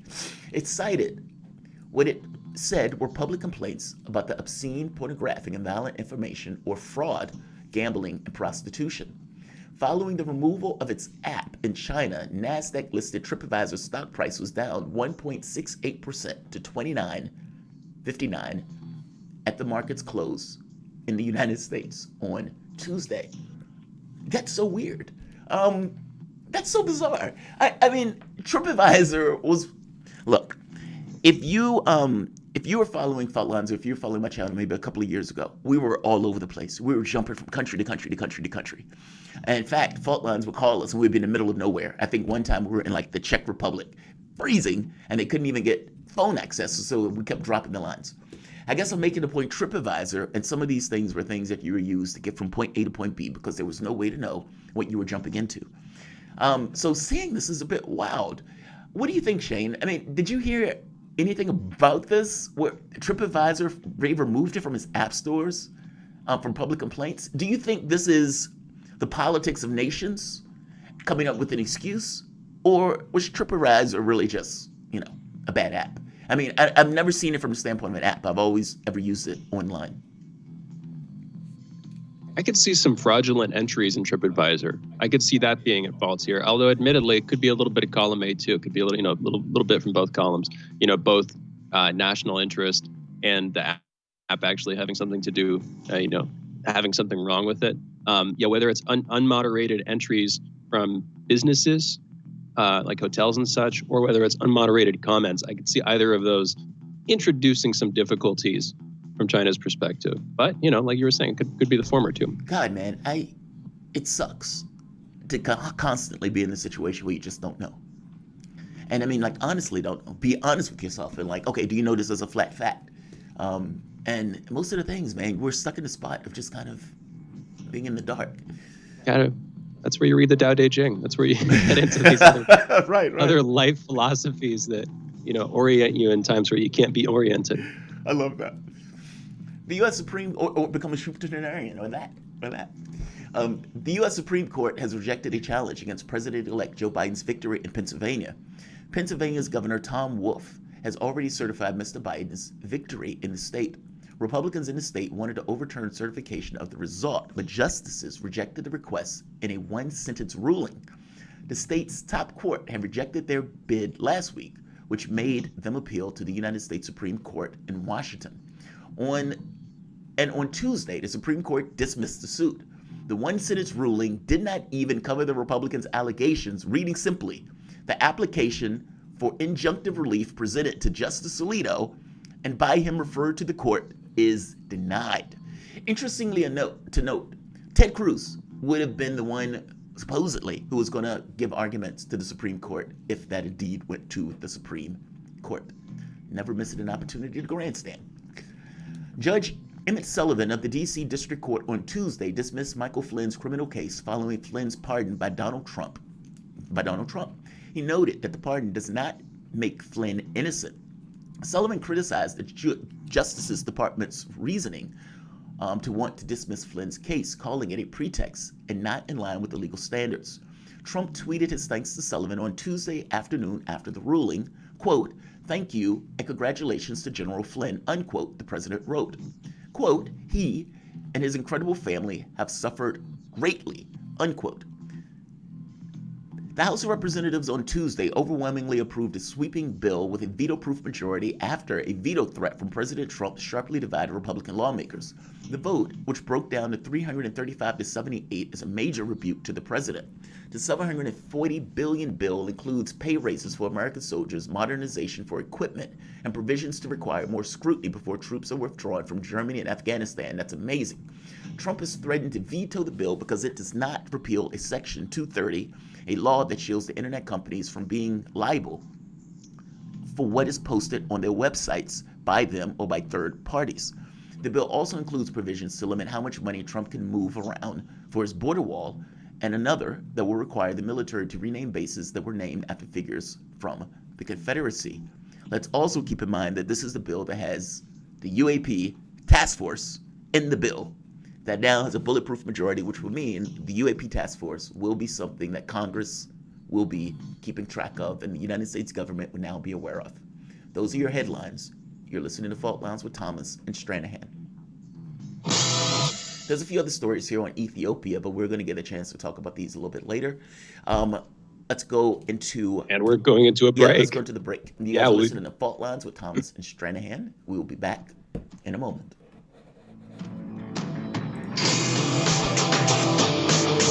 Fault Lines. Want to talk? Get in touch with us at radio@sputniknews.com. What do we want? News, politics, and culture. When do we want it? Wait, we weren't finished. News, politics, and culture without the red and blue spin. Okay, so now when do you want it? Daily from noon to 2 p.m. Eastern Time. Okay, satisfied now? Never. Tune into Political Misfits on 105.5 FM in Washington, D.C. and on 102.9 and 104.7 FM in Kansas City, Missouri. Daily for our analytical fix. Don't surrender.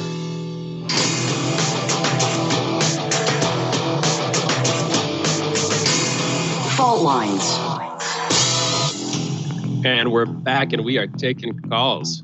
We have an open segment at this point. 202-521-1320 is the number. That is right. 202-521-1320 is the number. We actually, I'm gonna forecast this one. I'm hoping we'll actually be able to pull this through. You know, sometimes you predict a guest is going to be there, and then for whatever reason they're not. But we should have someone on tomorrow with whom we can talk about what's going on over in India. That'll be a fascinating conversation. That should be good. You know, we've been mentioning that in the headlines, but not really getting into it. And I just want to know what it seems like this is an absolutely massive scale. 125 million people is the number I keep on seeing when it comes to the number of people on strike for weeks now. And we're not really hearing about it in the Western press, which, you know, that's one of the largest strikes in history, I'd say. I don't think they like to talk about strikes in the United States. I don't think they like to bring that up Maybe at all. not. I mean, I think about the Yellow Vest movement. How much press did that get in the United States? I mean, you're talking about something that went on for months. Where a mass uprising of people. I mean, it wasn't led. I mean, the politicians weren't really a part of it. The politicians tried to jump in after the fact. But this was like a mass uprising of people that basically said, we're done. We're angry. We're annoyed. We're done. And if I'm not mistaken, this was because Emmanuel Macron tried to basically leverage environmental movement on the backs of workers. He was upping fuel costs to some obscene extent. But like other protests, what's often starts off as one very specific issue gets other issues added. So, you know, think of the Russian Revolution. We just want bread. It's like, all right, we want more than bread now that we're here. Well, in this case, it's like we're here to get rid of the fuel costs. Okay, now that we're here, and now that we see how many of us, we want the Macron government to basically collapse. And so the protests have this tendency to escalate. Think of Hong Kong. Especially when you start getting other actors involved in it. But even without the other actors being involved in it, it's almost like the crowd itself emboldens itself.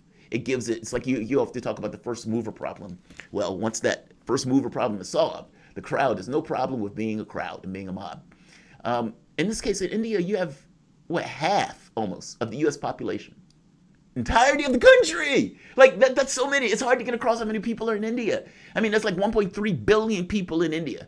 So when you have 100 million people moving, that's still that's only like a small fraction of the country, even though from our standpoint, that's almost like half of this country. It's astonishing. Our media ignores it.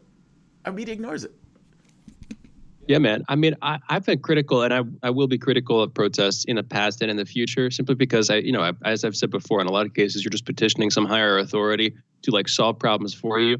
But with strikes, I would say those, in some sense, those are categorically different because they have weight. You're like depriving industry of its ability to produce goods. A lot of people who are ultimately making decisions are losing money in the process. And that means that, you know, you kind of are forcing them in the long run to either give some concessions or pay a serious price. Now, admittedly, it's hitting both ends. In other words, if you're out striking, you're not getting paid. You know, you're sacrificing your time. But I would say that it is a tragedy in some sense for the labor movement as a whole. We've lost our propensity to strike over the years, over the decades, over the centuries. And interesting conversations about what exactly, what led to that process, what what led to that decline of labor in the states. Interesting topic. Topic I don't know that much about, but know enough to know it's interesting stuff. This gets into the Mark Frost thing almost. It's funny hearing Mark talk about that stuff and talk about like how capitalism should be and everything else. And I always like to make the point to him. It's like, you realize that their incentives go against all of this highfalutin, ideals. Like all of the things that they say they are. The incentives go against it. Like, for example, if you are in a company and you are a higher up in that company, every incentive in the world is for you to do what it needs to do to keep your company profitable, because that's your profitability also. But all things being equal, you too. Like, the profitability of the company is you. And even if you have to make certain decisions that are not in the best interest of even the company or people who are in the company, you might do that. I mean, your association from the standpoint of the company doesn't even stop just at the border of the company. If you are interacting with political figures, what do you think those political figures are going to do? If you're dumping money into that politician's pocket, are you dumping money into their pocket to increase labor protections or diminish them so you can make more profit?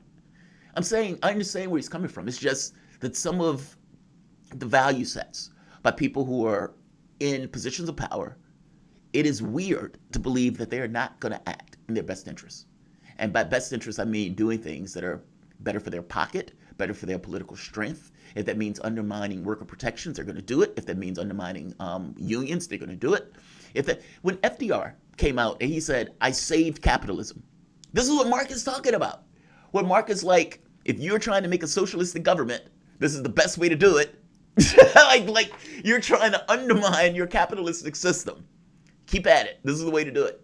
Whereas FDR's point was, I saved capitalism. How? By basically making people believe that this system had shared outcomes, that all of us to some degree could share in the spoils of it. That's how he saved it. It wasn't magic. It was by giving back and putting money into the hands of the people at the bottom. I don't want them to tear this stuff up. He was around during the Russian Revolution. He could see it. Like when Mark is talking about Schumpeter in the 40s, he was around during that time. These people are talking about things in the context of their time periods. It's fascinating conversations, man. I love it. It's fresh. Yeah, it's fresh in that way. This is a fascinating conversation, but we're calling for calls. I want to make sure we have time to get to them. 202-521-1320. We've got Tarif calling in from New Orleans. Tarif, you're on. What's going on? Good morning, gentlemen. Thanks for taking my call. I got 3 quick comments. Okay, Dr. Tamika Scholes, I saw a challenge yesterday. The sun had launched a solar storm our way by NASA and NOAA picked it up. So it's the 1-2 punch. The solar wind is going to hit us first, then a solar storm throughout the day, and also tomorrow. So we might have some interference with our satellites and whatnot in radio communications. Last week, the professor, I forgot his name, but was saying that China was going to come out with something that's going to surpass the U.S. That was done last week. On that Friday, the next day, that China turned on its fusion reactor last week. And that shows a significant push to renewable energy because they have no waste, no deadly waste. They created basically their own sun, the fusion reactor, and also weather control, that they can control weather up to the size of India now, where you won't have no more drought. You're going to have great food yields now. So I'll put that link to y'all tweet for today. And familiar with fusion reactors. That second one, I'm generally, when I hear people talking about like weather controlling mechanisms, I'm inclined to disbelieve it. There are ways to do that. Different people, for instance, I don't want to cut you off. I know you had a third comment.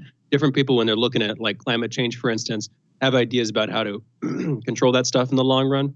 But mostly when people talk about weather modification, I don't see it being implemented. But maybe I'm in the dark on some of this stuff. Anyway, Tariq, RT did a story on it yesterday with Rick Sanchez. He talked about it. For an international spacecraft set to light up our... that China worked on it, and they somehow modified.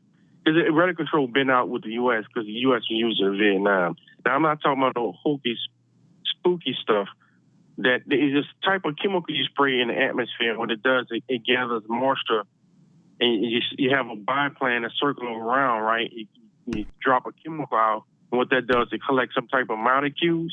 You just mean seeding the clouds to get rain? Seeding the clouds. Yes. That does happen. Yeah. That totally. Yeah. I don't mean to cut that one short. Anyway, you were saying, Tariq. Okay. So my last comment is dealing with Trump tweeted out Catherine Austin Fitz yesterday. I know what Catherine Austin Fitz is because I watch her. She's the real deal. She's the one trying to find out where that $21 trillion at. She says it's actually up to $60 trillion from 2001, September the 10th, when Donald Roosevelt was looking for that $21 missing trillion.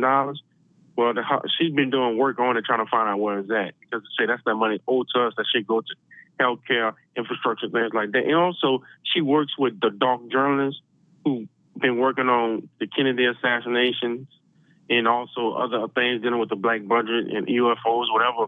So it was interesting to me that Trump tweeted her tweet out yesterday when she tweeted out something else about with Breitbart. I'm saying, man, that's huge. Most people didn't maybe look past it, but I didn't. When I saw it, I said, damn, that's serious. Trump tweeted out her. She's the real deal, man. Just letting everybody know about that. That's all I'm going to say. Thanks, man. Thank you, Tarif. Look, I think the China thing is a step. Look, I try to look at this stuff as a world, right? And I know that there's these competitions between nations and whatnot. It's a big deal. The energy thing, and it's fascinating the way they're using it. I mean, the sun typically is this kind of generator in and of itself, but we don't have the capability here, nor do we have the area where we can create temperatures and have those being contained. So we typically use magnetic fields to try to keep these high energy particles away from the sides of the containers, because otherwise it would just melt down the container. The temperatures are multiple of temperatures of the sun. It is fascinating. I mean, it's basically trying to use fusion as opposed to fission. Instead of ripping the particle apart, it's trying to fuse them together in order to make a heavier particle. This process produces energy as a side effect of the process. And I think water or something like that is one of the byproducts. The problem has always been trying to be able to create the temperatures or the scenario to be able to do that. And they've been trying to find multiple ways of doing it. After one, I think they were trying to use sound or something. But in this case, they're trying to use magnetic fields. To get more energy out of it than you put into it. As far as I can tell, they're able to create these reactions on a small scale, but like doing it on a large enough scale and with enough efficiency that you're extracting more energy out of the process that you're kickstarting than you're putting into it, which of course, if you're not doing that, then it's not a viable source of energy. It's just a science experiment, basically. We got another caller, though. We have Charles calling in from Indiana. Charles, you're on the line. What is on your mind? Hey, good morning, y'all. I had chimed in when I was listening to the part about capitalism and all that. I just wanted to say a lot of people are not aware of Roosevelt's second Bill of Rights. He had this thing he was working on, the second Bill of Rights, that he wanted to implement, and it basically sounds like Bernie Sanders back then. It was free college, guaranteed housing, guaranteed health care, and he said he specified regardless of class or creed or race, because the New Deal, he had left the work that black people out of the New Deal, so he was trying to redo it and do it in a better way and add more things to it. But it's been totally whitewashed from history. Like, a lot of people don't even know about the second Bill of Rights, and I think it should be more widely. Bernie should have used it. Bernie should have used it more for his campaign. I agree with you. I mean, I think it was called the Workers' Bill of Rights, but I agree with you. Or is it the second Bill of Rights? There's one workers or second. I mean, at the end of the day, it's basically back in workers. I agree with you. Sanders instead went towards this notion of Europe. Like, he was talking about Denmark. He was talking about these other countries. I agree with you, man. That's a really good point. Sanders should have grounded. Okay, Workers' Bill, second Bill of Rights. Thank you. Sanders should have grounded his ideas here. Like, he should have made that this is an American tradition. This happens in America. This happens under FDR. This happens in the Great Depression. 100% agreed. Yeah, and fight it from there. Like, this is not something that is European and foreign. This is something that is here. And this is something that is a tradition here. Unfortunately, he didn't do that. I mean, I don't know why he didn't do that. I don't know why he went to Denmark. I don't know why, Europe was the way he looked for it. But that's the way it crumbled. But yeah, you're right. That should be more known. he would have gotten a lot. I think you're right. I mean, you didn't say exactly why you thought that. My take here is I think he would have gotten a lot more support from people hearkening back to an American tradition, an American president, instead of trying to appeal to, the notion that we should be like some other and specifically smaller countries. And it's simple as that. I don't want to be too like nativistic about things, but I can't help but feel like a lot of people would have gone for it in a way if they felt, there was this idea that we should have pushed for earlier on. Let's bring that back instead of, trying to be like some other country, which broadly, even, occasional rhetoric aside, people talking about wanting to have a more Scandinavian healthcare system, for instance, that rhetoric aside, I don't think that's going to appeal to a broad enough, subsection of the American population to have real political pull in the long run. In any event, got to go into a break here. We'll be back in a minute with Leo Flores. You're listening to Fault Lines with Thomas and Stranahan. Be back on the other side of this break. Fault Lines. We are above all the latest developments, and we don't take any sides. Radio Sputnik, telling the untold.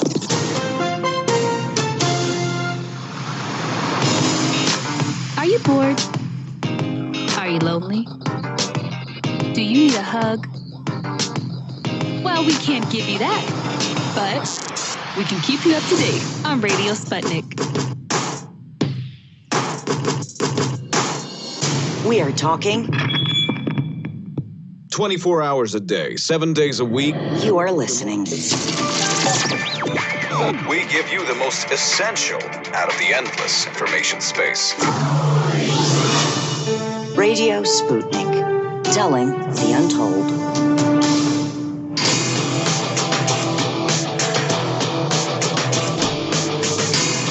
Fault Lines. Welcome back to Fault Lines on Radio Sputnik. My name is Jamarl Thomas. I'm joined by my co-host Shane Stranahan, coming to you live out of our station in Washington, D.C. Joining us for this segment is Leo Flores, political analyst and Latin American campaign coordinator at Code Pink. You can follow Leo on Twitter at Leonardo EFA, as well as on Code Pink website, codepink.org. Leo, welcome to the show. Back on. Just as an aside, I was laughing because I was putting in your name to try to pull up an image, and there's like a list of bodybuilders that just came up with the name. How you doing today? Did you have a good holiday so far? I'm doing well, thank you. Excellent, excellent. So let's talk about the election in Venezuela. I was enamored by this, to put it mildly. So Nicolas Maduro wins. He wins control. That was expected. The United States, just like they did once before, pushed for the members to not run, to basically, pull out of the election so they can turn around and say the election is fraudulent, despite the fact that Trump is not going to be there. Considering that it was the Obama administration that said that Venezuela was a national security risk or something to that effect. I don't necessarily have these great expectations with Joe Biden coming in that the temperature is going to be brought down. What do you expect with the Biden administration? I mean, as compared to a Trump administration, considering the Obama administration kind of took that tack to begin with, and it doesn't necessarily seem Joe Biden is backing away from it. What do you think so far? And what do you think we're going to expect from U.S. relations with Venezuela in the next administration? Yeah, I mean, in general terms, I completely agree with you. I mean, Biden has been somewhat quiet on Venezuela, but when his advisors talked about their upcoming Venezuela policy during the campaign, it was pretty much indistinguishable from Trump. But there is one big difference, and that's that Biden campaign, like that camp at least, hasn't been as threatening militarily, right? So we have Trump for the past 3 years saying that there's the military options on the table for Venezuela, and he continually repeated that. And he also sent a U.S. fleet to the Caribbean, which was the largest deployment of U.S. forces in Latin America since the 1989 invasion of Panama. In addition to that, there's been all these paramilitary attacks stemming from Colombia. So, for example, the 2008 assassination by drone attempt on President Maduro, that was all organized in Colombia. All of those actors, the actors involved, came across the border from Colombia. Same thing with the Bay of Piglets back in May of earlier this year. Those U.S. mercenaries and the other Venezuelan deserters who came over, they all came from Colombia. And there's, really, I think about a half dozen other examples that didn't really make the news of paramilitary, squads and mercenaries coming across the border to engage in attempted terror attacks. I think that might be one of the key differences with the Biden administration, right? I think they're going to pull back from the military threats, and I don't think that they're going to greenlight this sort of, crazy, violent operations, covert operations that the Trump administration most certainly greenlighted. That second part is kind of speculation on my part on that they're not going to greenlight it, because I really think the Biden administration is going to be more interested in stability for the region than Trump was. But that said, the entire sanctions regime, that's going to stay in place. But there's no indication yet that Biden is going to lift these sanctions. And that really is the biggest problem today in Venezuela, because the sanctions are devastating the economy. They're devastating the health sector. Every sector of the Venezuelan economy, from transportation to agriculture, is really negatively affected by these sanctions. We've had estimates between 40,000 and 100,000 people die because of the effects of the sanctions. And they've crushed the economy. I think Venezuela's income is down 99% because of the sanctions. But the Biden camp hasn't said whether they would lift those.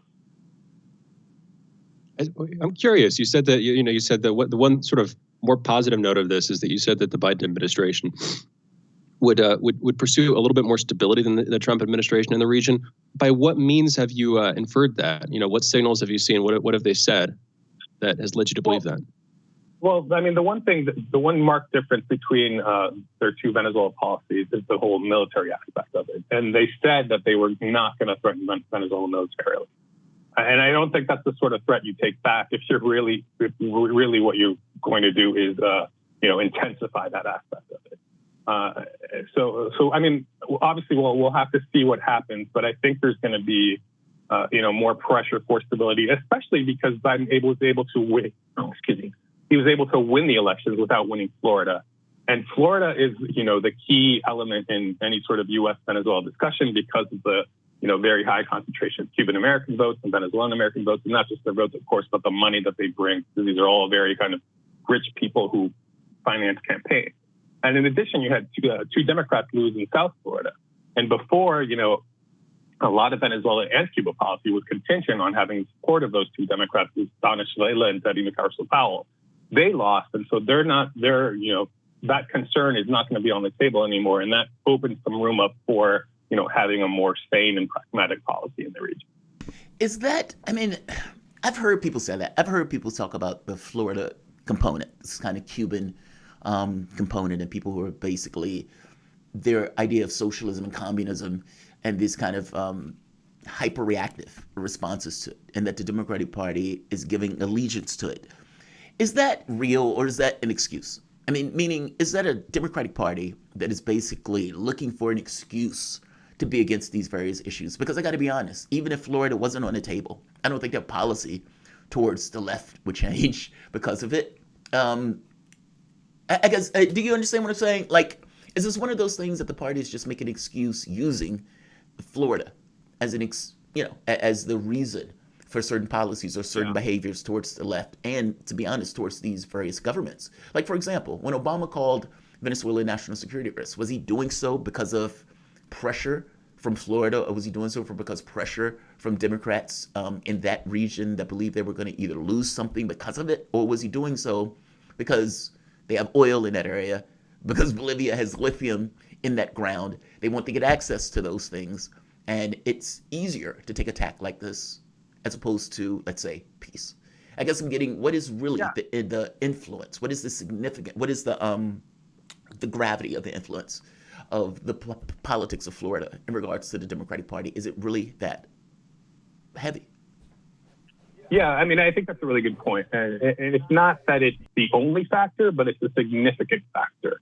And so, for example, when Obama called Venezuela a national security threat, he was doing it in response to a bill that had been passed in Congress in 2014 called the Venezuela Defense of Democracy and Civil Society Act, something to that effect. I think I'm butchering the name of the bill. But that bill was basically promoted by kind of Cuban Americans in Congress, particularly Senator Bob Menendez, who, although not from Florida, he is, Cuban America, and does kind of vote along with that Cuban bloc and leads it, basically. So you're right. It's not the only reason, but it is a big factor. Other factors, of course, are, as you say, natural resources. that's in general, that's the main reason why the U.S. spotlight is on Venezuela, because Venezuela has the highest oil reserves in the world, because Venezuela also has very high, water reserves and gold reserves and bauxite and, rare earth minerals. It's a country very rich in natural resources. Obviously, it's going to come under the, the gaze of the empire. But that said, there are other factors that might, push back against that. So, for example, with regards to Venezuela, there are all these bondholders who have been basically, screwed by the Trump administration's policy of blockade and sanctions, because Venezuela used to be able to pay its bonds back on time, and now it hasn't been able to pay. So you have a lot of, very powerful people who have lost a lot or losing a lot of money potentially because of the sanctions in Venezuela. And while they, their voice in the White House or in Congress was kind of overwhelmed by this the Florida factor. But now that Florida isn't going to be as much of a factor, I believe, they're going to have more of a voice, and they might want something closer to reconciliation so that Venezuela can pay them back their debt. Particularly, I'm guessing on the other side of Juan Guaido. Didn't mean to cut you off there, but I'm guessing particularly because that, that attempted coup, just to put it in those terms, was not successful. That would have, restored enough stability possibly if it had worked for them to get those bonds paying back out again, because that would have been a sort of another means for reconciliation. But that didn't work. Is that fair, Leo? Yeah, I think that's right on. I think that a lot of these bondholders, when the Juan Guaido, experiment started, they were like, okay, well, let's wait and see what happens. And now that it's clearly failed, it's been 2 years now, and that experiment has completely failed. And so they want something else. They want their money back, and they would rather have a different approach. This sounds greatly naive of me to ask this in this way, but I don't entirely know the answer to it, even though I think I might know the answer.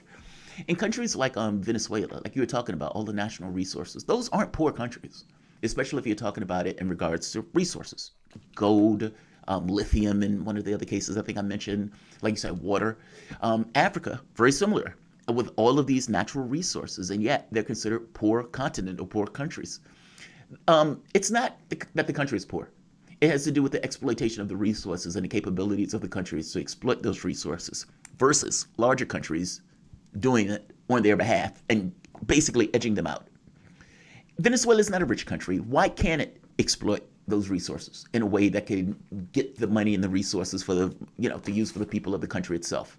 And is it just these regional conflicts and the stress put on by larger nations such as the United States that basically prevents any emphasis or any focus onto internal dynamics of resource exploitation? Yeah, in a lot of these countries, particularly say Venezuela, they, you need capital basically to start extracting those resources.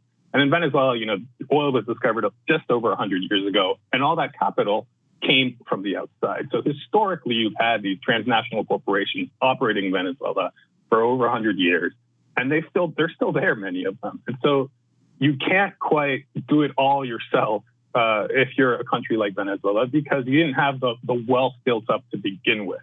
So if you had been able to develop your economy and then you discovered oil or then you discovered lithium, then you could use your internal kind of capital and resources to, invest in the extraction of those resources.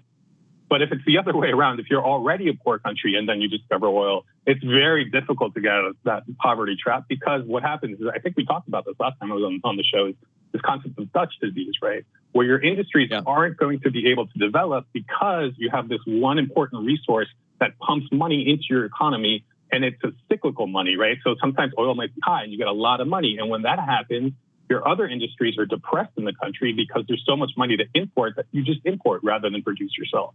And then when the oil crashes, you don't have any money to boost your own industries. And so you're caught in this kind of trap where you can't do much of anything. Venezuela had kind of broken free of that to a certain extent. Obviously, it's very dependent on oil. But when it nationalized its oil industry, a lot of these profits, instead of going to oligarchs who would then store it overseas, it began to go to social investment.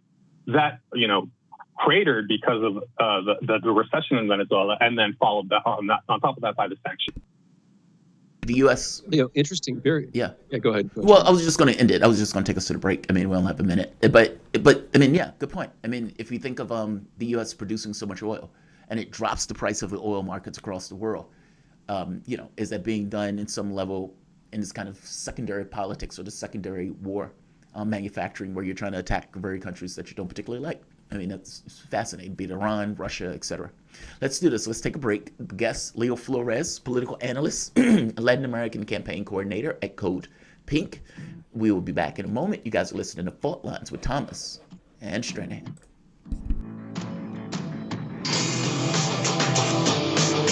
Fault Lines. So, Sean, what do you want to talk about today? Well, Bob, that's easy. I want to talk about the need to stop the development of self-driving cars. Again, Sean, you're driving me nuts. I think the self-driving car thing's already out of the gate. No.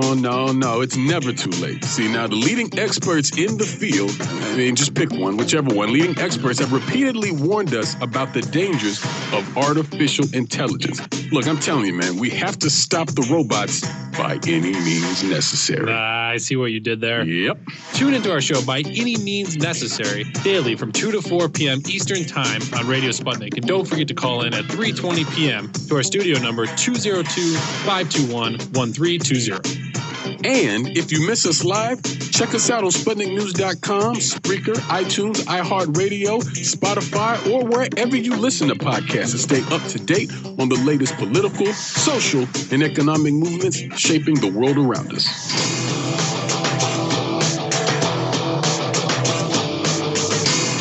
Fault Lines. And we're back. You're listening to Fault Lines with Thomas and Stranahan, also the voice of Leo Flores, political analyst and Latin America campaign coordinator at Code Pink. Fascinating conversation last segment about Venezuela's economy.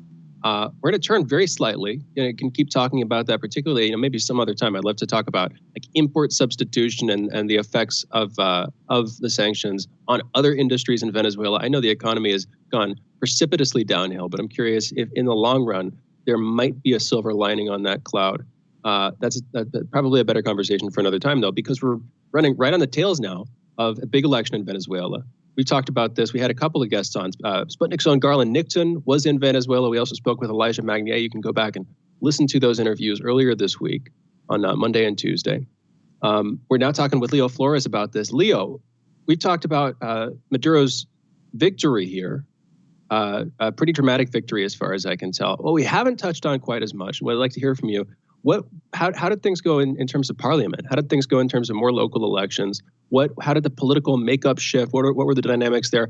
Somebody who doesn't know that much about this, both me and potentially members of the audience, what should they know about what happened in this election, Leo? So I think one of the first things to know is that part of the opposition boycotted the election, basically at the behest of the Trump administration. So the Trump administration isn't just saying that there was fraud in the elections on Sunday. They've been saying that for 6 months, before the elections were even held, right?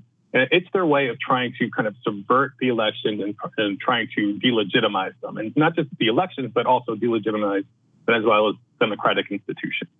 Despite this, there was, it was a big, big victory for President Maduro's, the coalition behind his party. They're set to win a supermajority in the National Assembly, and that's a big change because the last time Venezuela had legislative elections was 5 years ago. And in that case, the opposition won big. They won nearly a supermajority. And that allowed this kind of fiction of Juan Guaido, because when he proclaimed himself president, backed by the United States and other NATO allies, it was because he was the president of the National Assembly. At that point, the opposition had control of the National Assembly, and they were basically doing a rotating presidency between the parties and their coalition. So it's not like Guaido had been voted in to be the president of the National Assembly, or he hadn't been voted into the position by his fellow parliamentarians either. It was just he was picked as a part of a rotation. Now, Guaido was one among those who boycotted the election. So he's gone from being a legislator who had, full legitimacy as an elected parliamentarian to not being anyone at all. And so it's going to be really interesting to see what happens with this fiction of Juan Guaido as the interim president once the new National Assembly is sworn in on January 5th. Already, the United States has said, or at least the Trump administration has said, that they're going to continue to recognize Juan Guaido, but they have no foundation for his claim anymore. So that's going to be a key point to see the reaction from not just the U.S., the EU. The EU has said that they still recognize Guaido, but they're going to see what happens later on in the future. So I think the main point to take from here is that it was totally senseless for the extremist opposition to boycott these elections. The last time there was legislative elections, as I mentioned, the opposition won. And they boycotted this time around because of pressure from the Trump administration, and also because it's possible they could have lost. And so in their mind, their thinking was, well, maybe it's better not to run than to run and lose the majority in Congress, because then it'll be clear that we've lost legitimacy in the eyes of the Venezuelan people. And this way, they're kind of trying to have it both ways. They're saying we're not running, but we're still somehow legitimate. Obviously, that it doesn't make any sort of sense at all. Leo, the day that Trump leaves office would be the day that I would have Juan Guaido arrested for treason.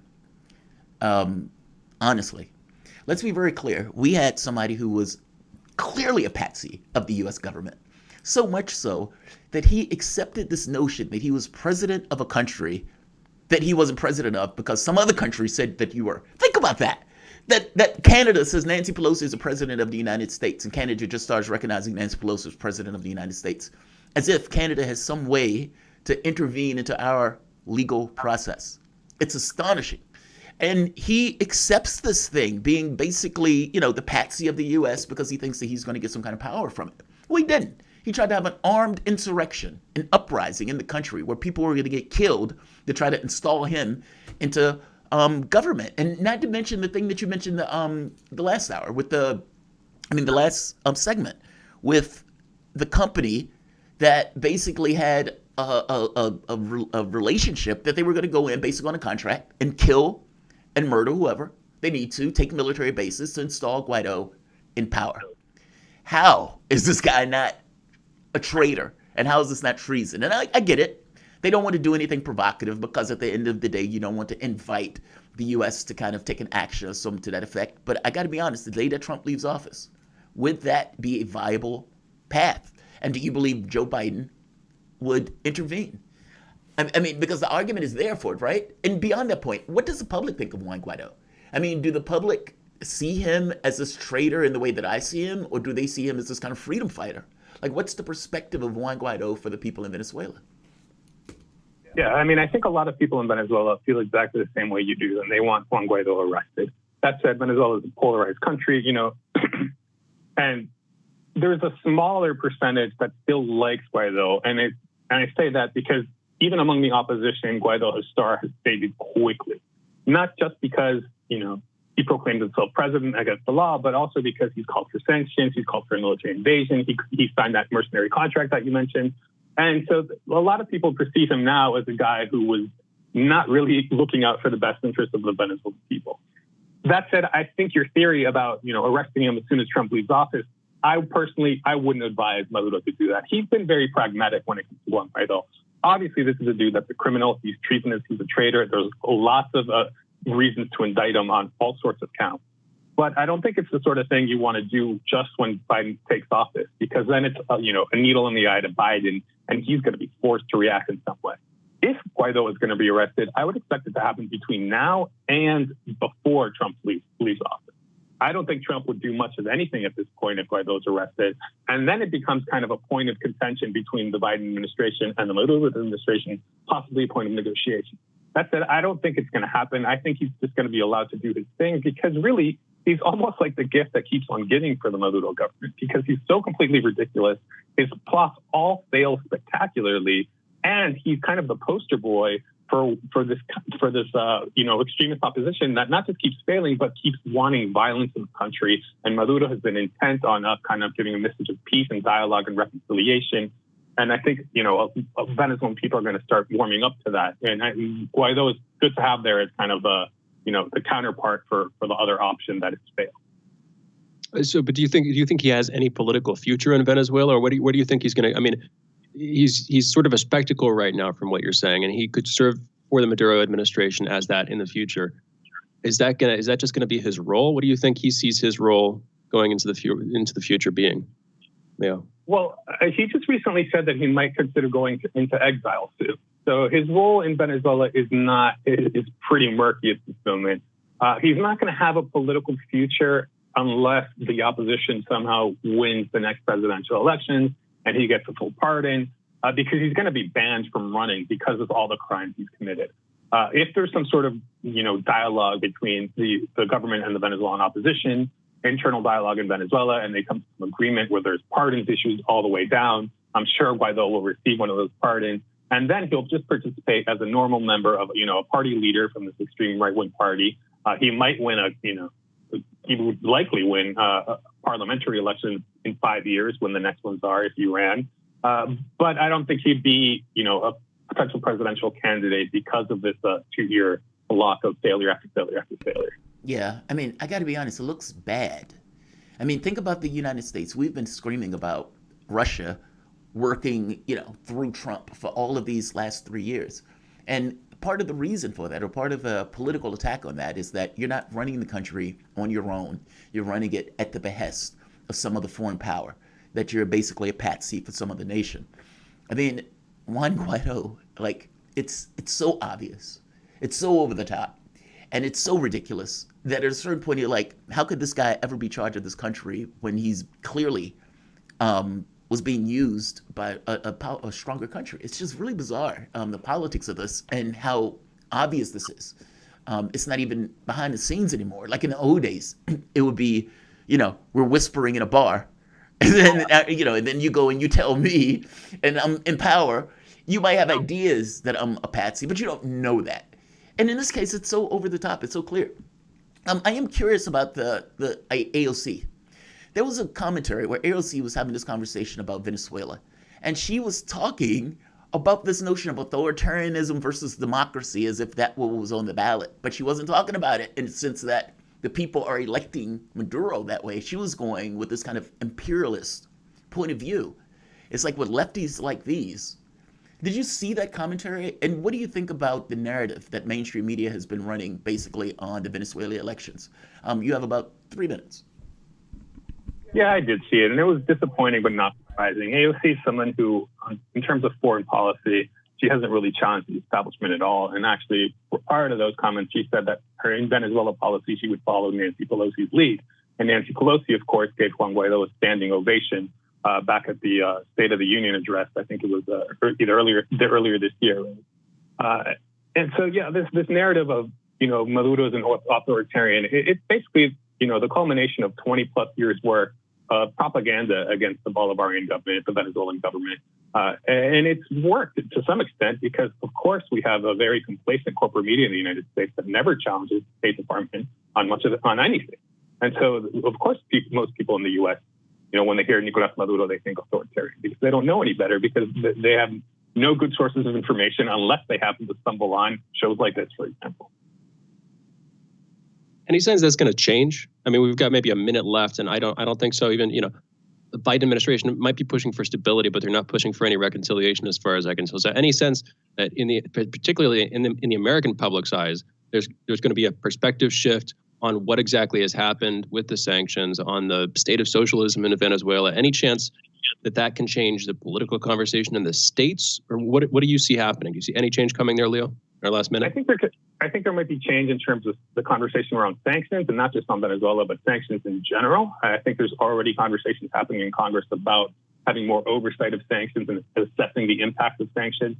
But in terms of socialism or authoritarianism, none of that is going to change because that's really kind of ingrained into American empire. Can't help but agree. Leo, thank you so much for joining us. Thank you. Leo Flores is a political analyst and Latin America campaign coordinator at Code Pink. You can follow Leo on Twitter at LeonardoEFA. LeonardoEFA on Twitter. So let's check out Code Pink on the Code Pink website, codepink.org. You are listening to Fault Lines with Thomas and Stranahan. Great couple of hours down so far, Jamarl, I've got to say. We'll be back in a minute talking about headlines. Again, Fault Lines with Thomas and Stranahan. Be back in about a minute and a half.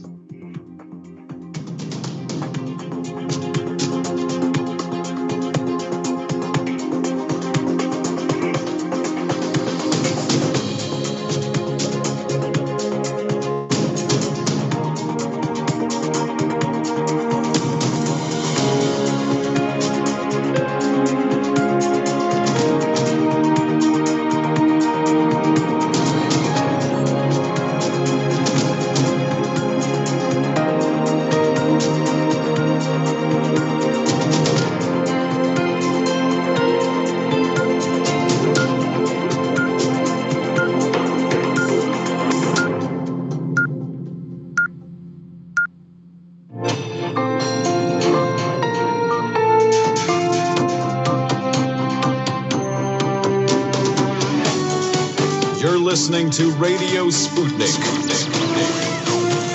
Telling the untold.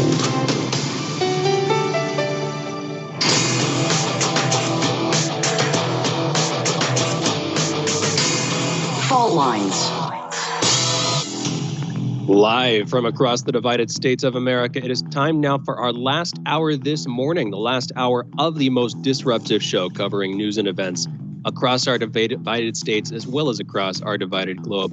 In the independent corner, I am your political analyst, Shane Stranahan. And in the left corner, I am the indefatigable, the last man on the wall, your political analyst, Jamarl Thomas. And together you're listening to Fault Lines with Thomas and Stranahan.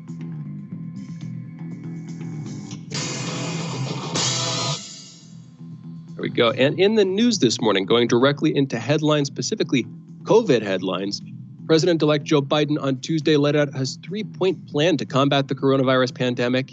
He emphasized, quote-unquote, masking, vaccinations, opening of schools. These are the 3 key goals for my first 100 days. End quote. The plan would aim to get at least 100 million Americans vaccinated in his initial 100 days in office, prioritizing healthcare workers and residents of long-term care facilities. His pledge to sign a face mask mandate on his first day in office, and efforts to get kids back to school safely. The same day, Trump signed a largely symbolic executive order aimed at prioritizing the shipment of the coronavirus vaccine to Americans for other nations. It says the Trump administration offered a $916 billion package to House Speaker Nancy Pelosi that would send a $600 direct payment for individuals and $1,200 for couples, but eliminate a $300 per week employment benefit favored by a bipartisan group of Senate negotiators. Pelosi and Senate Minority Leader Chuck Schumer responded with a statement that said they would prefer to let a bipartisan group take the lead, which would be a $908 billion framework that includes a $300 per week pandemic jobless benefit and $160 billion for states and local governments. Meanwhile, in Russia, Russian officials are warning citizens to avoid alcohol for 2 months after receiving the country's COVID-19 vaccine. The warning came from Russian Deputy Prime Minister Tatiana Golikova, who said in an interview that Russians will have to observe extra precautions during the 42 days it takes for the Sputnik V coronavirus vaccine to become effective. Wonder what the deal is there. That's interesting. I mean, potentially immunosuppression, just effects like that. Very curious about that. In business news, I think I can say? give a little bit detail on that one. So when you have certain medical conditions, let's say something that may create immunosuppressant issues, where your body doesn't respond right or your immune system doesn't behave correctly, sometimes the stuff that they use in order to create the vaccine and the effect in the body can go overboard in those type of people. Like in a normal, healthy person, the body may respond to something like that depending upon how they're going to introduce it in a particular way. It's a foreseeable way. Okay, the body's going to create these antibodies, etc. It's going to fight. Great. And a person with an immunocompromised situation doesn't quite act the same way, and it may turn out bad. So I think in some cases, this is kind of what I think we were talking about the other day about the vaccine, where Manila Chan made point of saying this is for people who are basically healthy, or people who they haven't tested this with people who are, let's say, ill, have other comorbidities and those type of things. Basically, it's for people who are generally, yes, older, yes, working in these nursing homes, but in these other situations, we don't know how it entirely behaves. That's the way I took it. You didn't have time to test it in all of these cases. And so there are certain cases where it's just counterindicated upon. I don't know if it would be a good idea for me to get it, just because I don't know how it would respond with other medical issues. Does that make sense? It does make sense. It's also, here's the sad thing, is that those are exactly the folks who you'd want to most be able to have access to this. You know what I mean?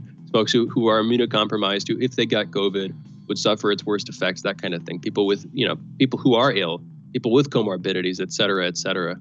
You know what I mean? I know exactly what you mean. I mean, because there's some cases, I have this weird thing where my body doesn't create antibodies for, what is it, Hep C or something? It's really bizarre. They have to continuously do the test over and over and over again because my body doesn't make the antibodies for it. People have different medical stuff. Their body chemistry is somewhat different. They respond to the stuff in different ways. And like you said, there's some people who are far healthier who can deal with it. And by the way, if you're older, like you said, those are the people who need it, especially with the people who are in the nursing homes. People who are working in those nursing homes, they definitely need it. And there may be this thing where, because of how many people who died in those nursing homes, that the vaccine may be a better outcome as opposed to not. You know what I mean? Like, it's just, look, the vaccine is a good thing, all things being equal, especially if it does what it's supposed to do. But wait and see. And yeah, like I said, there are certain people who may have difficulty. Like your point, the people who need it are the people who there's a question of whether or not they should take it. It's fascinating stuff. Well, here's the thing. This is all speculation. We got a bunch of headlines to get to. You know what? I'll skip my speculation. Maybe we can come back to it at the end of the show. But there could be an interesting dynamic as this vaccine gets rolled out. We'll see. We will definitely see what happens. In business news, ride-sharing business Uber has sold off its flying taxi unit. I'm glad at least, I just want to point this out, I'm glad at least some major companies still have flying car units. That's it. I love that. I was sitting here laughing, writing that down. Seems to have not died. Yes, yeah. Sold off its flying taxi unit, Elevate, to California-based electric aircraft developer Joby Aviation. Elevate is the second business Uber has sold off this week as the company seeks a path to profitability. On Monday, Uber announced the sale of its self-driving unit to autonomous vehicle startup Aurora. Under that deal, Uber and Joby will have an, quote, expanded partnership, and Uber will invest an additional $75 million, 56 million pounds, in Joby Aviation. Elon Musk, CEO, founder and CEO of Tesla and SpaceX, has officially moved to Texas. He explained that his move had to do with SpaceX's ongoing work with Starship and the construction of Gigafactory Texas. That's Tesla's new massive car plant. He explained that California had become a little complacent and maybe even a bit entitled. Currently, Musk doesn't seem to have any intentions of moving Tesla and SpaceX's manufacturing completely out of California. Last I checked, Tesla had like massive manufacturing going on in Inglewood, going on in like, South Central LA. Just interesting. That's where he would have chosen a location to manufacture it. I think partly because he lived close by to there. Anyway, that's a couple of years in the past at this point. Our next headline, DoorDash Inc. will debut today and priced shares in its initial public offering at about $102 a piece. The price equates to roughly $39 billion total using a fully diluted share count and including proceeds from the offering, which raised $3.37 billion for the company. Earlier this year, DoorDash was privately valued at more than $15 billion, up from $1.4 billion in 2018. Again, that's an order of magnitude increase in the span of just a couple of years. In other headlines, Brazilian airline Gol says it will resume commercial flights with the Boeing 737 MAX from Wednesday going forward. Gol, the biggest domestic airline in Brazil, says 140 of its pilots have undergone training on the overhauled plane in the United States. Gol said it planned to use Boeing 737 MAX planes on 27 commercial domestic flights. So far, only the U.S. and Brazil have recertified the jet. Had an interesting conversation. Jamarl, your monologue was about this. So for folks interested in that, go back, check this out. This was at 7:15 a.m. Eastern. This morning, we were talking about that for a while. Jamarl had a good piece on that, and we went back and forth before Mark Frost came on. In any event, next headline here. In China, the National Cyberspace Administration ordered the removal of 105 apps, including TripAdvisor, from app stores this week. It cited what it said were public complaints about obscene, pornographic, and violent information or fraud, gambling, and prostitution. Following the removal of its app in China, TripAdvisor, which is listed on the NASDAQ, saw its stock price there fall down 1.68% to $29.59 at the market's close in the U.S. on Tuesday. Again, that's a drop, but that's not too sharp of a drop. It should be higher. Pointing that out, shouldn't it? I mean, China has 1.3 billion people. It's hard to get across the scale. If you think of a country 3 times the size of the United States, and the United States is not a tiny country at all. Its scale is astonishing. It's like 4 times our size. And so if you have TripAdvisor and you have access to all of the locations in China, China has one of this major airline fleet that's local to China and all of this other stuff. Shouldn't that take a hit a little bit more? I mean, if your company is not going to be able to use and access that many people in that particular area? Not if there are other apps that have a much larger share of the market. You know what I mean? Yeah, not if that's a good point. If TripAdvisor's user base and the profitability leans towards European or just Western generally markets in the US and throughout Europe, which as far as I can tell, that does hold true. I'd be curious Google Maps or other services like that. Yeah, like what would happen to their how active it is in comparison to trip. Yeah, that's a good point. You might be right. Their share in that country may not be that much to begin with. I guess I just keep thinking, God, that's such a huge customer base. That's so much money on the table. Yeah. You just don't want to screw with that. I mean, when Donald Trump put those sanctions through, and what did China do? Their sanctions were very targeted to, you're not going to be able to use our 1.3 billion people to sell your grain and products to, or your soybean to. We're going to make it hurt. So that customer base is astonishing, man. It's huge. All right, I could say more, but I want to get through. We got a lot more headlines to go through here. The U.S. Supreme Court has rejected a challenge against President-elect Joe Biden's victory in Pennsylvania. Pennsylvania's Governor Tom Wolf has already certified Mr. Biden's victory in the state. Republicans in the state wanted to overturn certification of the results, but justices rejected the request in a one-sentence ruling. Meanwhile, Judge Emmett Sullivan of the D.C. District Court on Tuesday dismissed Michael Flynn's criminal case following Flynn's pardon by President Donald Trump. He noted that the pardon does not make Flynn innocent. Sullivan criticized the Justice Department's reasoning to want to dismiss Flynn's case, calling it a pretext and not in line with legal standards. Nevertheless, Trump tweeted his thanks to Sullivan on Tuesday afternoon. And that's that story. In our next headline, the House of Representatives on Tuesday overwhelmingly approved a sweeping defense bill with a veto-proof majority after a veto threat from President Donald Trump sharply divided Republican lawmakers. The vote, which broke down 335 to 78, is a major rebuke to the president. The $740 billion bill includes pay raises for America's soldiers, modernizations for equipment. That's a big dollar sign right there, if I'd say so myself. And provisions to require more scrutiny before troops are withdrawn from Germany or Afghanistan. Keep the troops in place is basically what the politicians are doing at the behest of their military-industrial overlords, to put it in simple, blunt, and concrete terms. Trump, meanwhile, has threatened to veto the bill because it doesn't include a repeal of Section 230, a law that shields internet companies from being liable for what is posted on their websites by them or third parties. The bill also includes provisions to limit how much money Trump can move around for his border wall, and another that would require the military to rename bases that were named after figures from the Confederacy. In more international news, Ethiopia's government is rejecting calls for independent investigations into the deadly conflict in its Tigray region, saying it, quote, doesn't need a babysitter, end quote. The declaration comes amid international calls for more transparency into the month-long fighting between Ethiopian forces and those of the fugitive Tigray regional government that is thought to have killed thousands, including civilians. At least one large-scale massacre has been documented, and others are feared. Frustration is growing as the northern Tigray region remains largely cut off from the outside world, with food and medicines desperately needed by the population of 6 million. Some 1 million of them are now thought to be displaced.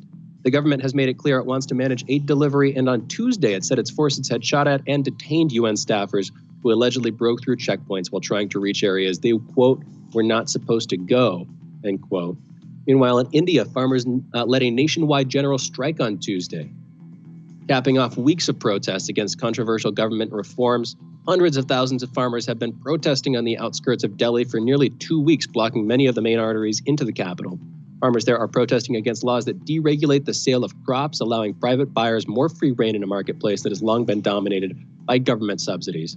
Farmers say the reforms to laws that have long protected small landholders' place in the market will put them at risk of losing their businesses and land to big corporations. But the government says the reforms are necessary to increase the efficiency of India's huge but meager farming sector, which accounts for nearly half of the country's workforce, but makes up only 16% of GDP. In Venice's St. Mark's Square was underwater on Tuesday after an $8 billion newly installed system of mobile artificial dams failed to activate. Flooding reached a high of 4.5 feet above sea level in the afternoon. A massive flood defense system called MOSE, M-O-S-E, aimed at protecting Venice's lagoon during high tide, was finally installed in October. The MOSE infrastructure project began in 2003, but was plagued by cost overruns, corruption scandals, and delays. The project has cost about 7 billion euros. That's versus an original estimate of only 2 billion.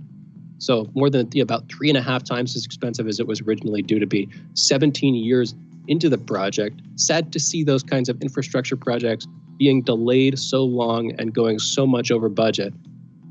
Back in the U.S., cybersecurity firm FireEye says it has recently been attacked by a highly sophisticated threat actor, quote unquote, believing the hacking was state-sponsored. FireEye CEO Kevin Mandia said company tools were used for testing customer security had been stolen. The blog did not say who might have carried out the attack. The firm and the FBI are investigating the hack.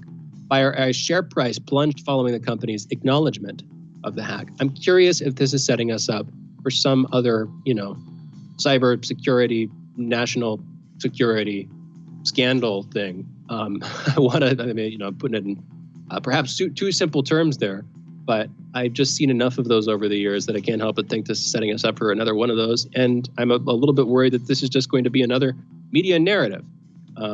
We'll see what actually happens. Want to do some more research on this one. In any event, those are headlines. You're listening to Fault Lines with Thomas and Stranahan. And we're going into a break, and we will be back in just a minute. We're talking again with the hosts of the Convo Couch, Pasta and Fiorella. We'll be back with them on the other side of this break. You're listening to Fault Lines with Jamarl Thomas and Shane Stranahan. Be right back. Fault Lines. 24 hours a day, 7 days a week. We give you the most essential information out there. No guess just yet? Telling the untold. Feeling kind of blue, but maybe also kind of red, and kind of purple, and kind of alone? You've got a friend on Radio Sputnik. Tune into Political Misfits from 12 to 2 Eastern Time, Monday through Friday, for news, politics, and culture without the two-party bias. Catch us daily on 105.5 in Washington, D.C., or 102.9 or 104.7 in Kansas City. Or find us on Twitter, Facebook, YouTube, Spotify, or wherever you get your news. No guest? Fault Lines. Welcome back to Fault Lines on Radio Sputnik. My name is Jamarl Thomas. I'm joined by my co-host Shane Stranahan, coming to you live out of our station in DC. If you guys live in the area, you can catch us on radio at 105.5 FM and 1390 AM. We're also kicking around in Kansas City at 102.9 FM and 104.7 FM. If you guys are digging what Shane and I are putting down, whatever the platform you're consuming us on, give us a like and share that audio or video. If you want to join in on the conversation, you can send us a chat, a tweet, and of course, you can reach us by phone at 202-521-1320. That is 202-521-1320. Your engagement makes this show what it is, so definitely don't be shy. Feel free to call in. Typically, we do that at the very end, and if we get time throughout the show, in open segments, we do it. But definitely be vigilant and don't be shy. Our guest is going to be the Convo Couch, but I don't necessarily know if they're there yet. But just to give them the intro, the Convo Couch is a progressive talk show hosted by journalists, political analysts, activists, and organizer Fiorella Isabel and political analyst Craig Pasta Jardella. Together, they discuss and analyze daily news cycle and introduce grassroots personalities and political candidates. Excellent. We had a big back and forth the last time they were on about the election, but I get the feeling there's going to be a lot of agreement in this particular conversation. So I want to welcome you guys to the show. Thank you for joining us, guys. Thank you. Thank you for having us again. Absolutely. So there was this great video with Elizabeth Warren, if I'm not mistaken, having a conversation with Neera Tanden. Elizabeth Warren, you would think, would have some feelings about Neera Tanden being put into position, and yet not. Now, when people like me used to make these jokes about her being a snake, and I think I even have it in my OBS right now, a bunch of clips with her in snake pictures because of a video I did the other day. This is kind of what they mean, right? I mean, basically, there's this great thing in Politico where Sanders, after Elizabeth Warren basically takes super PAC money and turns around and attacks him, and stays in the race to do so. And he's walking out wondering, maybe she's not as progressive as I thought. And I thought to myself, I can't believe how monstrously naive Sanders is. What did you guys think about this being okay with Neera Tanden being in this OMB position, the management and budget position, and what this means? I mean, my argument was always, in 2016, Warren showed us who she was. Shouldn't be shocked in 2020. What do you guys think? And we'll start with Fiorella, because it's two of you, so it gets a little bit weird when people try to go. So I'll start with Fiorella first. Okay.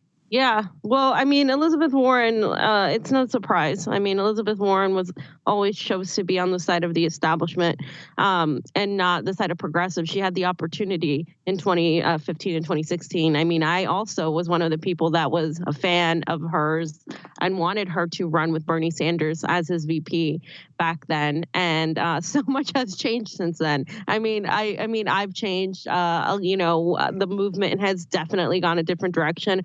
And Elizabeth Warren, it's really sad, actually. I mean, she gave up so much. She sold out so much to get absolutely nothing. And, that is like something that I think progressives are getting in there, are kind of like, okay, there's a little bit of redemption here because she was one of the main reasons. And a lot of us got a lot of crap when we were talking about this, when we were saying she was the biggest threat to Bernie Sanders. I remember we were one of the few channels, and I know you were as well, that were talking about how she was so dangerous to Bernie, while a lot of the sectors of the Sanders movement were vilifying Tulsi Gabbard and saying, no, she's awful, blah, blah, blah. She's not progressive, blah, blah, blah.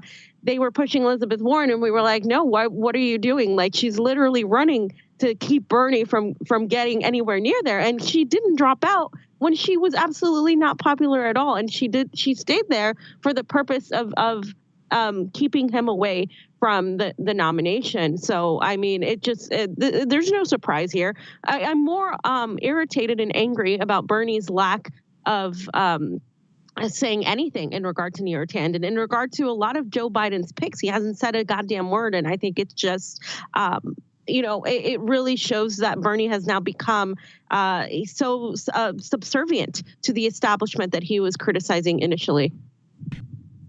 Just to be completely fair to Sanders, I've been one of those people who've been hitting Sanders a lot myself. He has started making complaints. They're not loud. He was on Jake Tapper yesterday, basically complaining that I don't see any progressives in Biden's administration. It's like, yeah, dude, it's too late. What do you think, Pasta? Is this buyer's remorse? It's like, you knew this was going to happen regardless, right? Is Sanders really bewildered by this after being in politics for like 40 years? What do you think, Pasta? I don't think he is bewildered, at all. I mean, it really is just a slap in the face across the board. Every time we think about this, for me, when it came to Elizabeth Warren, I was really suspect because of the constant relationship with the Clintons. I'm like, you're really going out there with Hillary now and walking around and waving and stuff like it's okay with the Clintons. So, I mean, I put the bullseye on her a long time ago.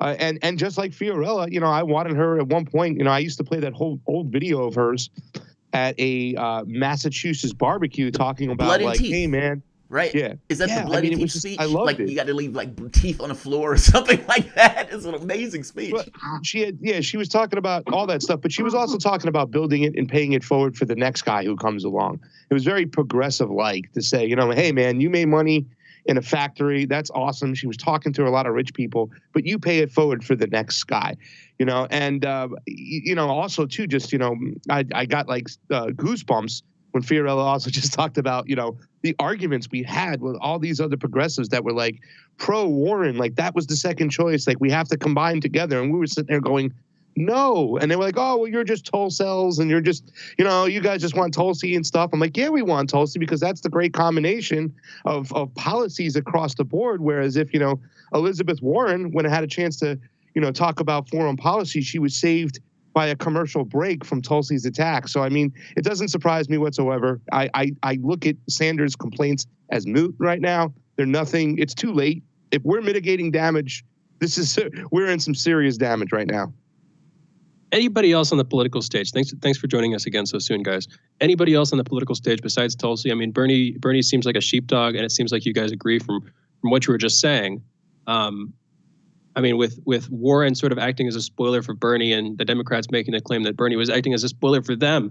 If Bernie was an illusion, then Warren was like a shadow of an illusion. I don't know what degree of illusoriness that leaves her being. Anyway, you were just talking about Tulsi. Anybody besides Tulsi you would be looking at in 2022 in terms of a national political movement, 2024 for the next presidency?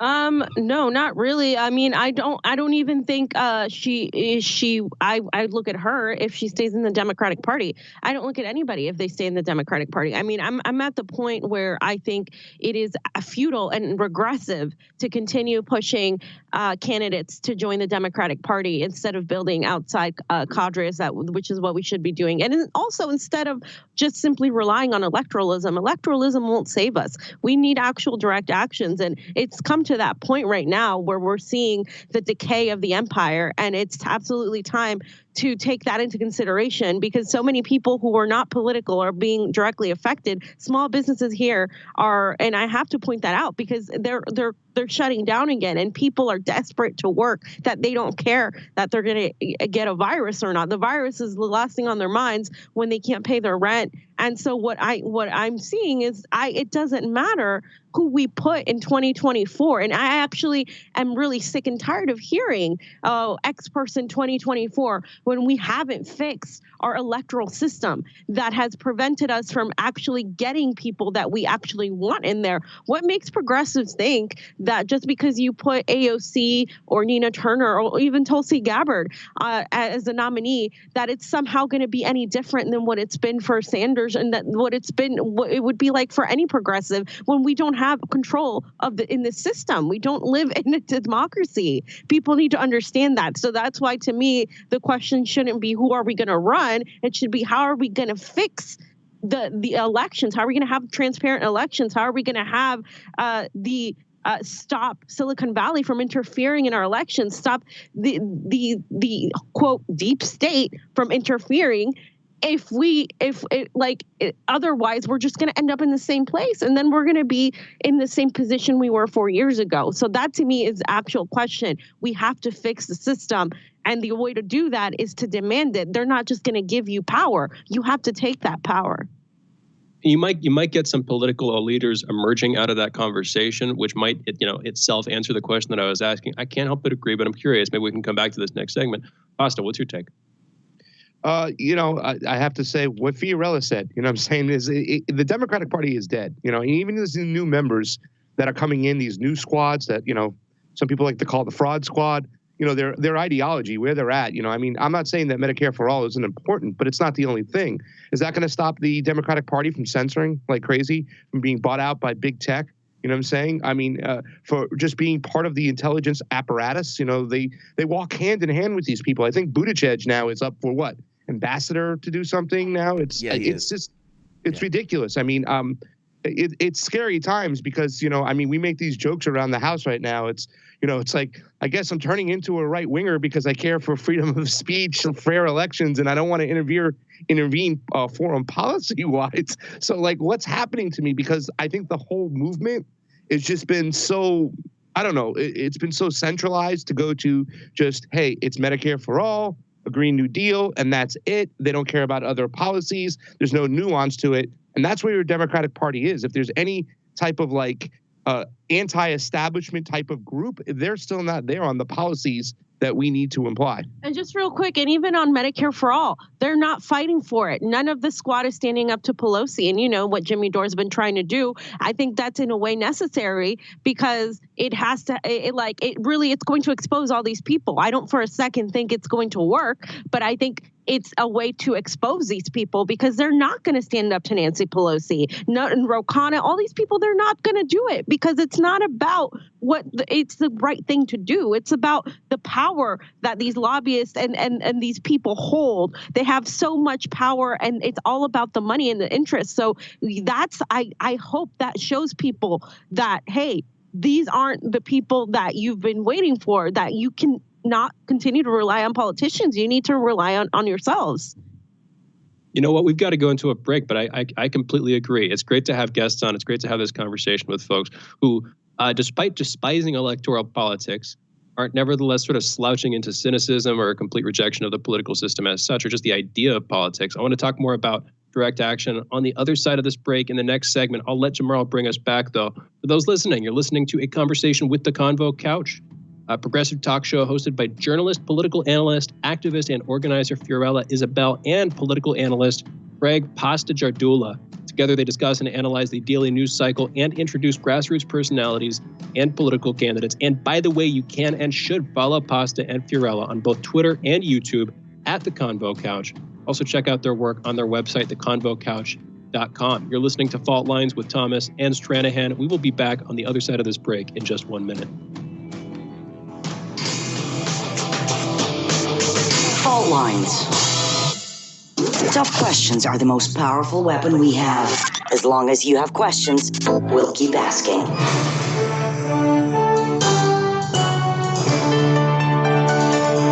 Radio Sputnik. Telling the untold. Want to know how international issues fit into local ones and how local issues fit into international ones with the historical context to tie them together? Well, we're bringing it to you all by any means necessary. Tune in weekdays from 2 to 4 p.m. Eastern Standard Time to hear me, Jackie Lukman, alongside my co-host, Sean Blackman. By any means necessary, your guide to connecting the social, political, and economic movements shaping the world around us.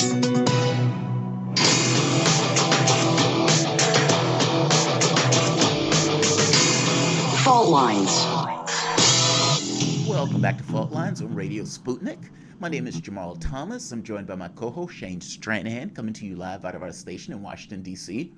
Joining us is the Convo Couch, progressive talk show hosted by journalist, political analyst, activist, and organizer Fiorella Isabel and political analyst Craig Pasta Giardella. Together, they discuss and analyze the daily news cycle and introduce grassroots personalities and political candidates. Fiorella, I want to get something you said, because I agree with you. It's not about an individual candidate.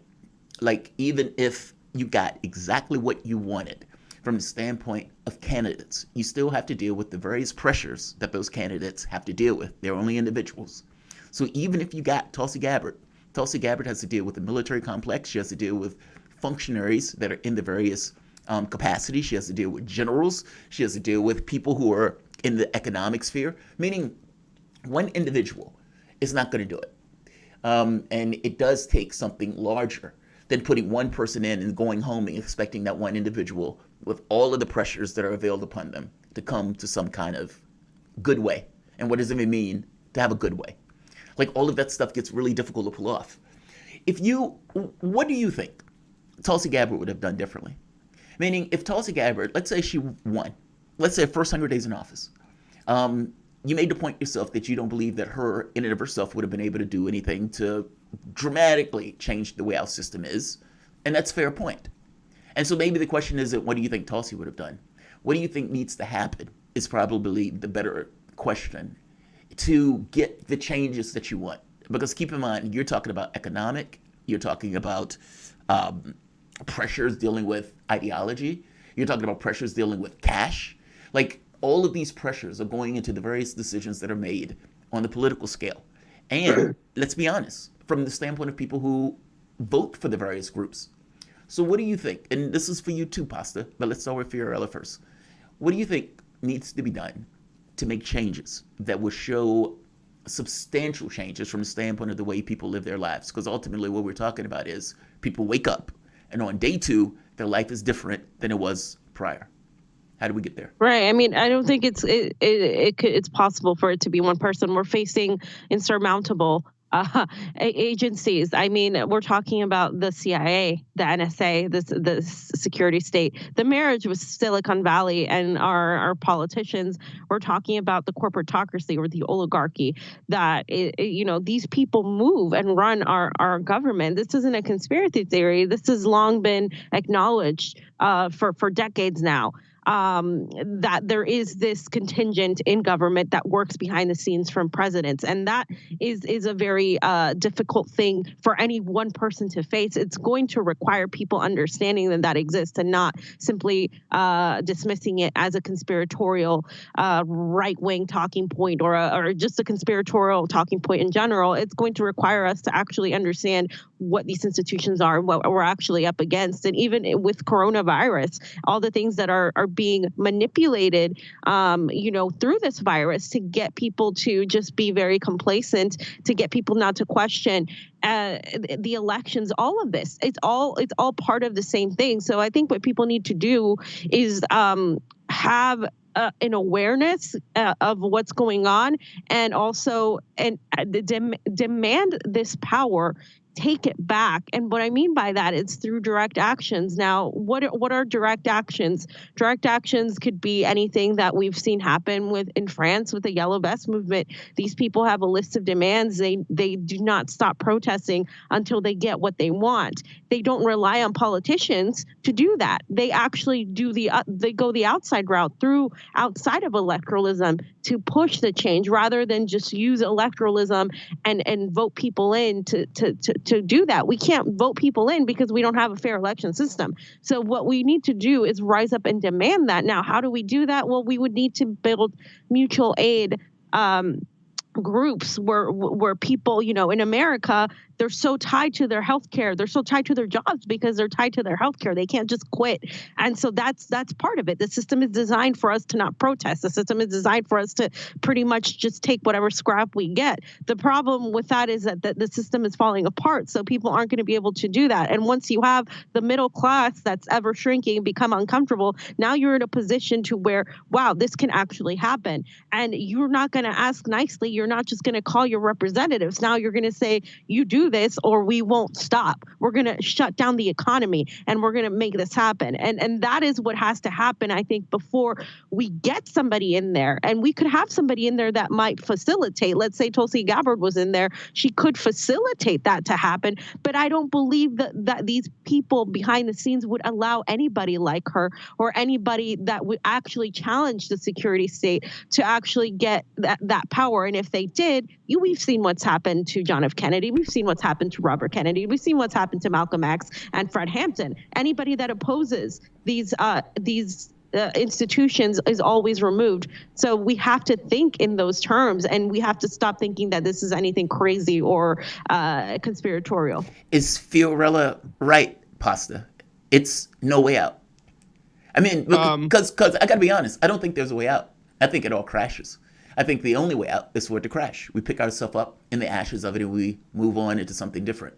Because I agree with Fiorella. Yeah. I think all of the pressures. Jamarl and I disagree with on this one. Yeah. Shane disagrees with me on this. Shane disagrees with me on this. To hear what he says. For me, it says I don't even think we know who our enemy is. These people behind the scenes. I really, we were talking the other day about the space boss, and all that. And I've suggested Fiorella. I said, Fee, why don't you sign up to be our Mockingjay and let's just go take everything down. But I think it is going to take something like a big event where people come together, because right now, I mean, they're working their plan to a T where they keep the people divided, fighting with each other so they can run off with all the resources, the money, and maintain their control. So, I mean, I'm not excited about this new eviction hurricane or eviction tsunami that's coming, and there is one coming. But if that's what it's going to take for all of us to get in the streets together and say no more and start marching to the Capitol, then we do so. But even still, I look at what's going on in India right now, and I see that big march and see them all together, and I think they're just at a different stage where they're on a different ground level.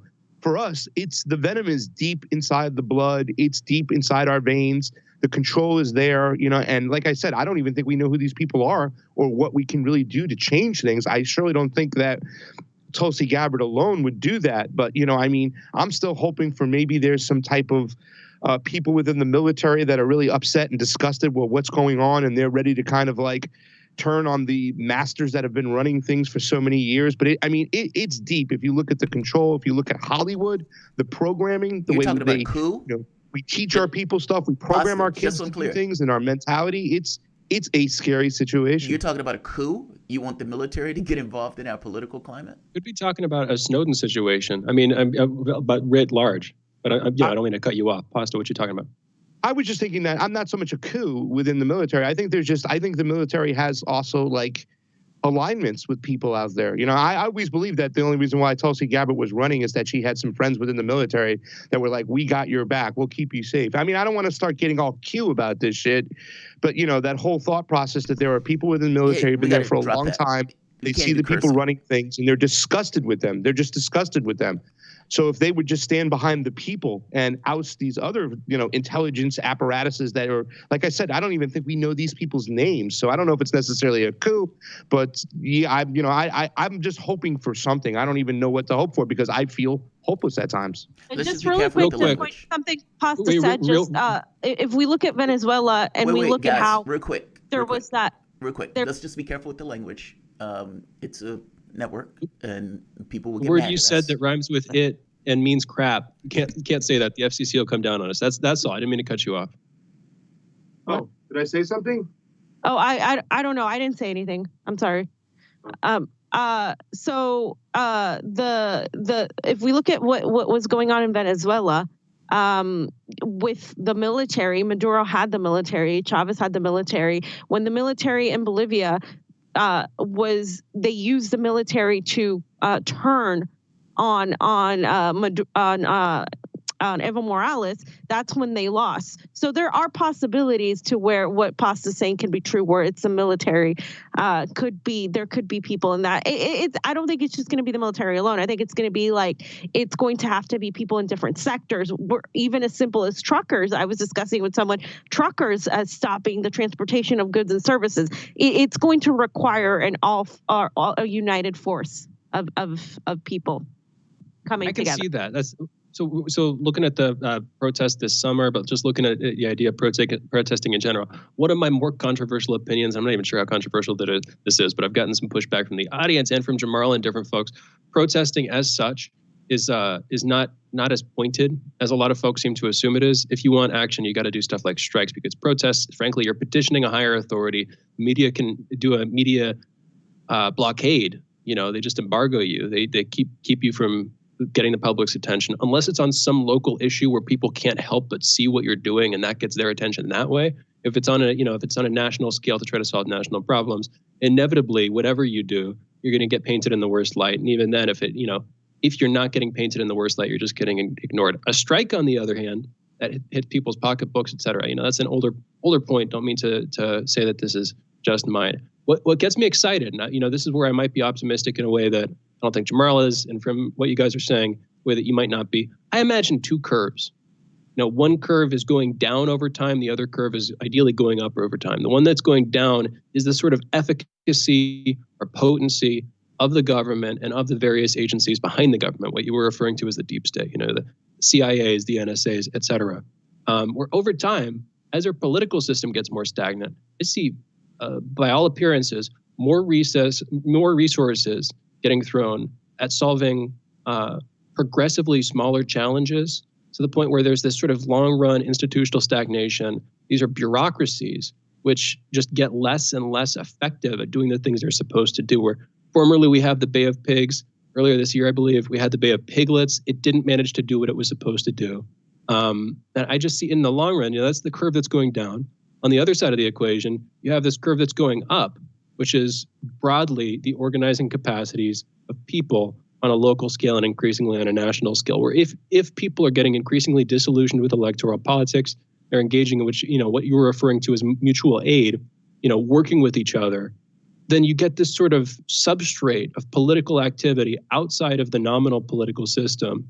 And when those curves meet, when you get more political activity on the local scale and on, in the public in general, than you do from the system, then you get a chance of some larger change. And I don't think that change has to come as the result of a literal governmental collapse. It'll certainly be a crisis, but it might not be a sort of devastating, apocalyptic thing that some folks are predicting and even seem to desire, frankly. I don't know. I went over a bunch of stuff there. I'm curious to hear your guys' take on that.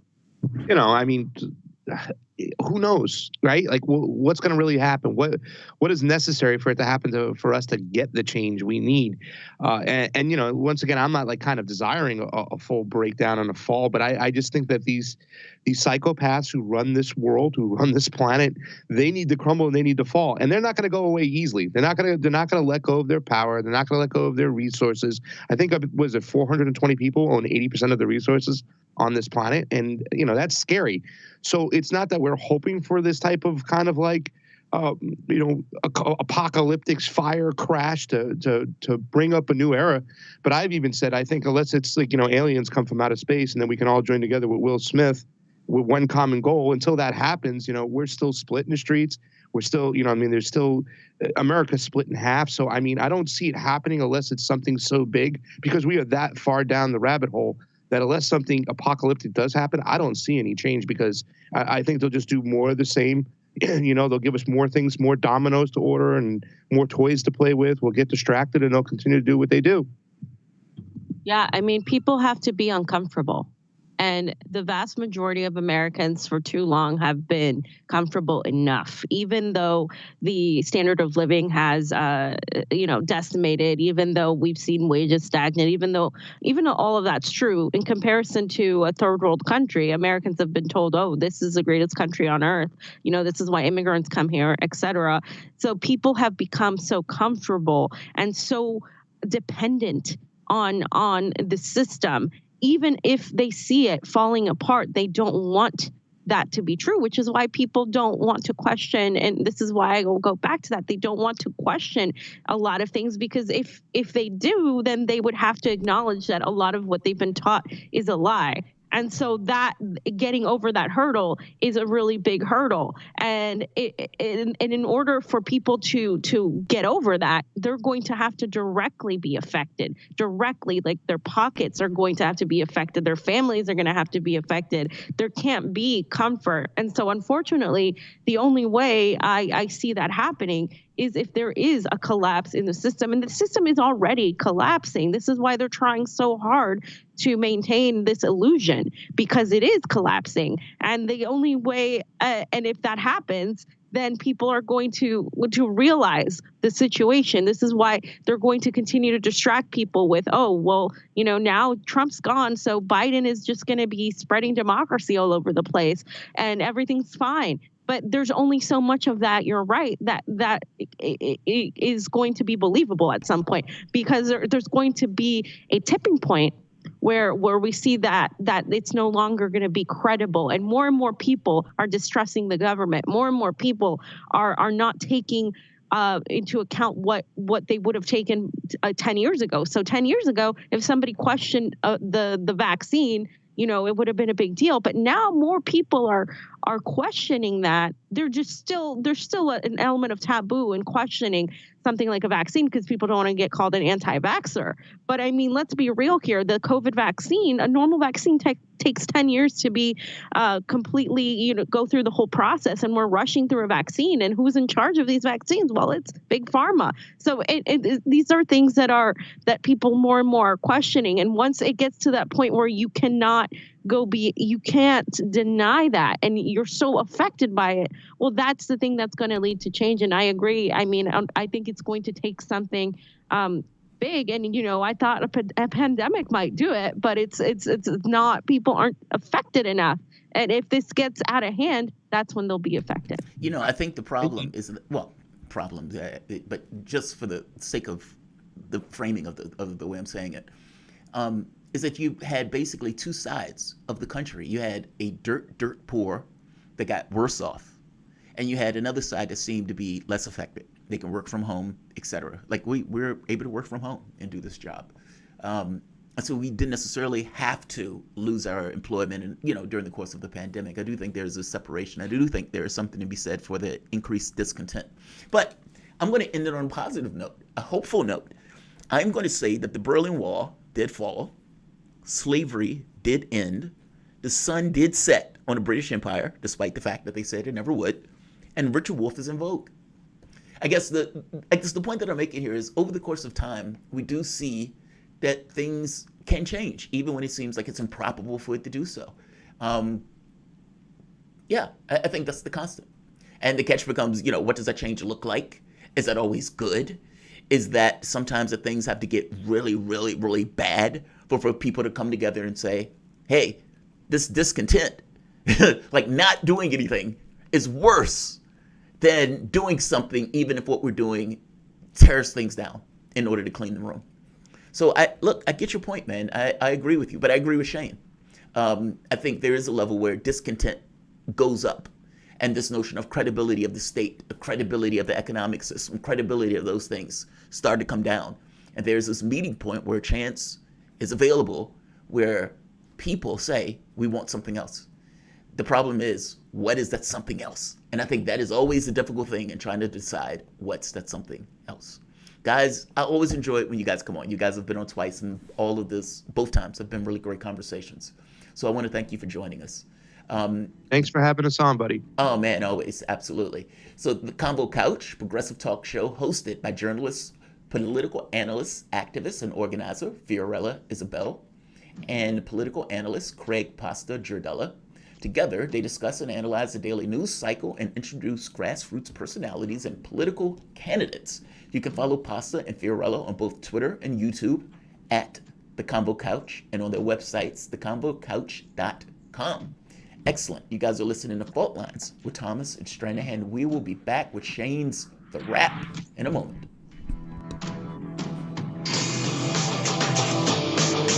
Fault Lines. Catch all the breaking global political and economic news as it happens. Sputnik brings an all-star lineup with expert opinion from some of the biggest names in the news today. Noam Chomsky.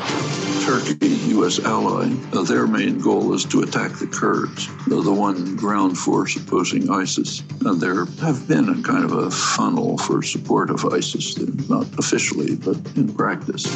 Peter Sunday, co-founder of the Pirate Bay. We don't have any sort of democratic control over the internet. And I think that we're very naive when we think that the internet itself is intrinsically good. It's not. It's just a very neutral technology that is being used for good things, but more and more being used for evil things. Icelandic Foreign Minister Gunnar Bragi Sveinsson. We increased activities in the Keflavik airbase, and that has to do with more activities from the Russian Northern Fleet in the ocean around Iceland, and also, of course, these usual flights of the bombers. Robert F. Kennedy Jr. We're the ones that destroyed the government of Libya. We're the ones that, in a pipeline dispute, that helped destroy the government of Bashar al-Assad in Syria. We're the ones who invaded Iraq. Former U.S. Secretary of Defense William Perry. The hostile relationship between the United States and Russia today is dangerous for both countries, not because either country would actually want to start a military conflict, but because there's always a danger of blundering. Sputnik talks to the brightest minds in politics and current affairs to find out what's really happening. Tune in.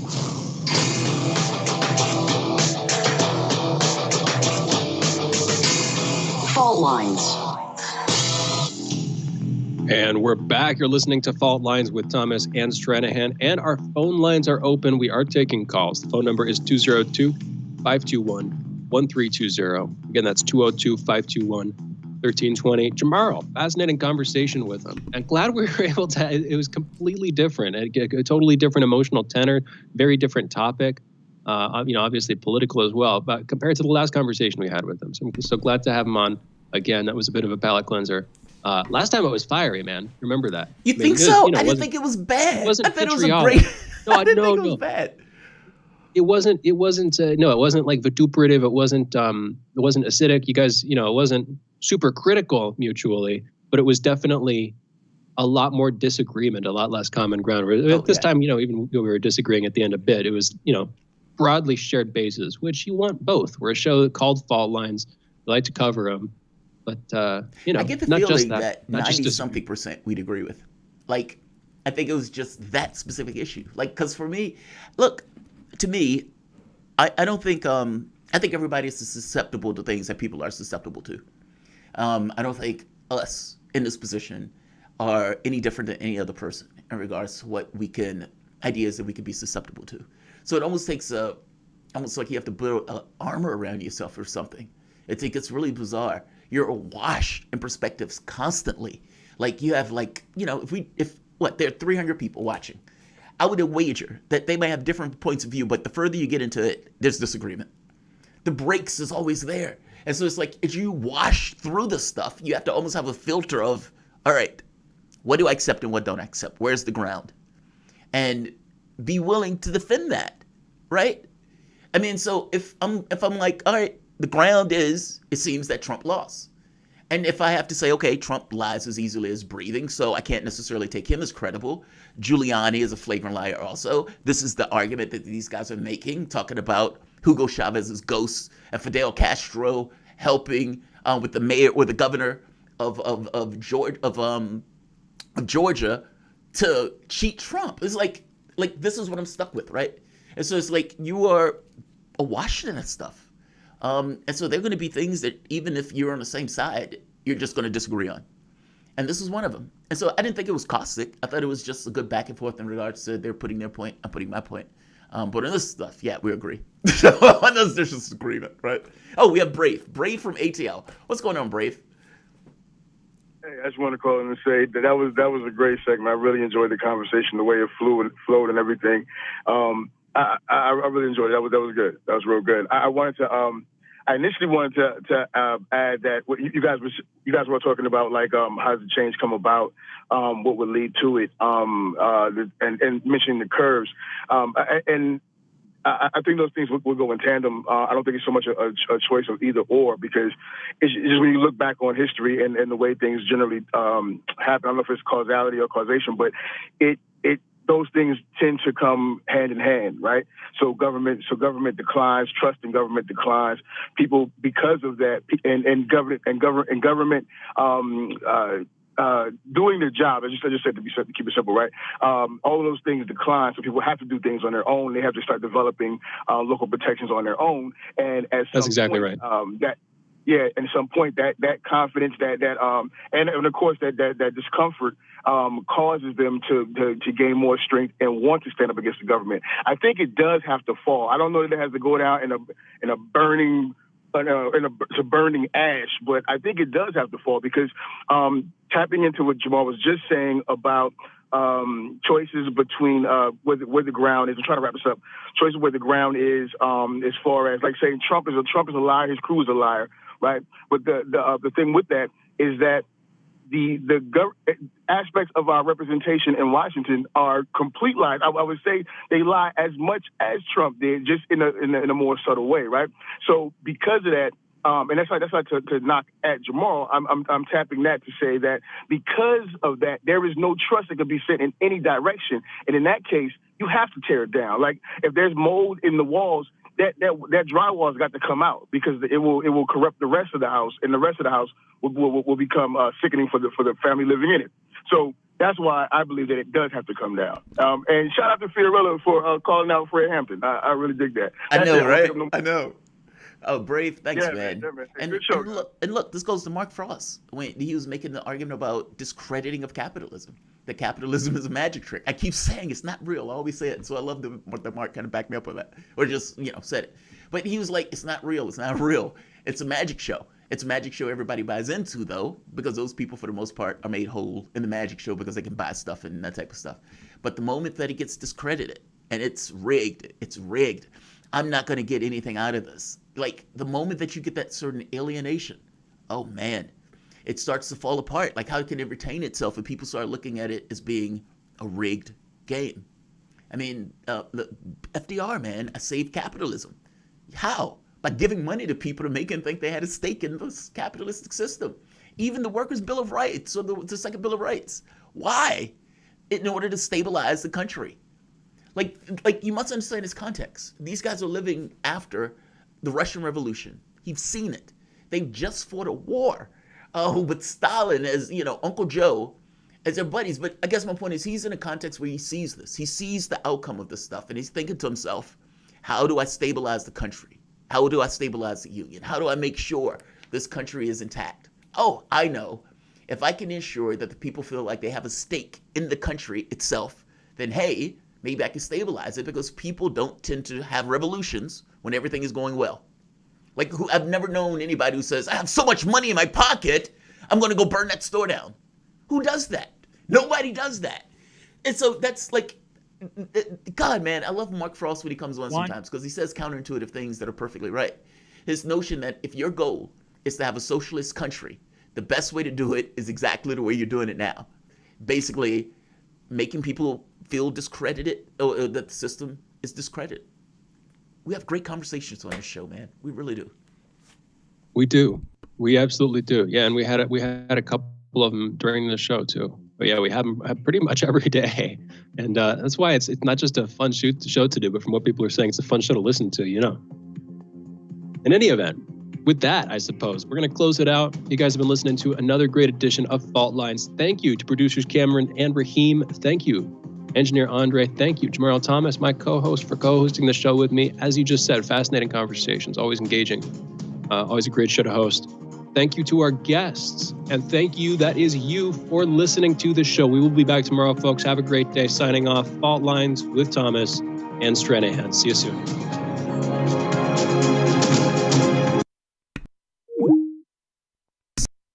Fault Lines with Thomas and Stranahan, another one in the record books.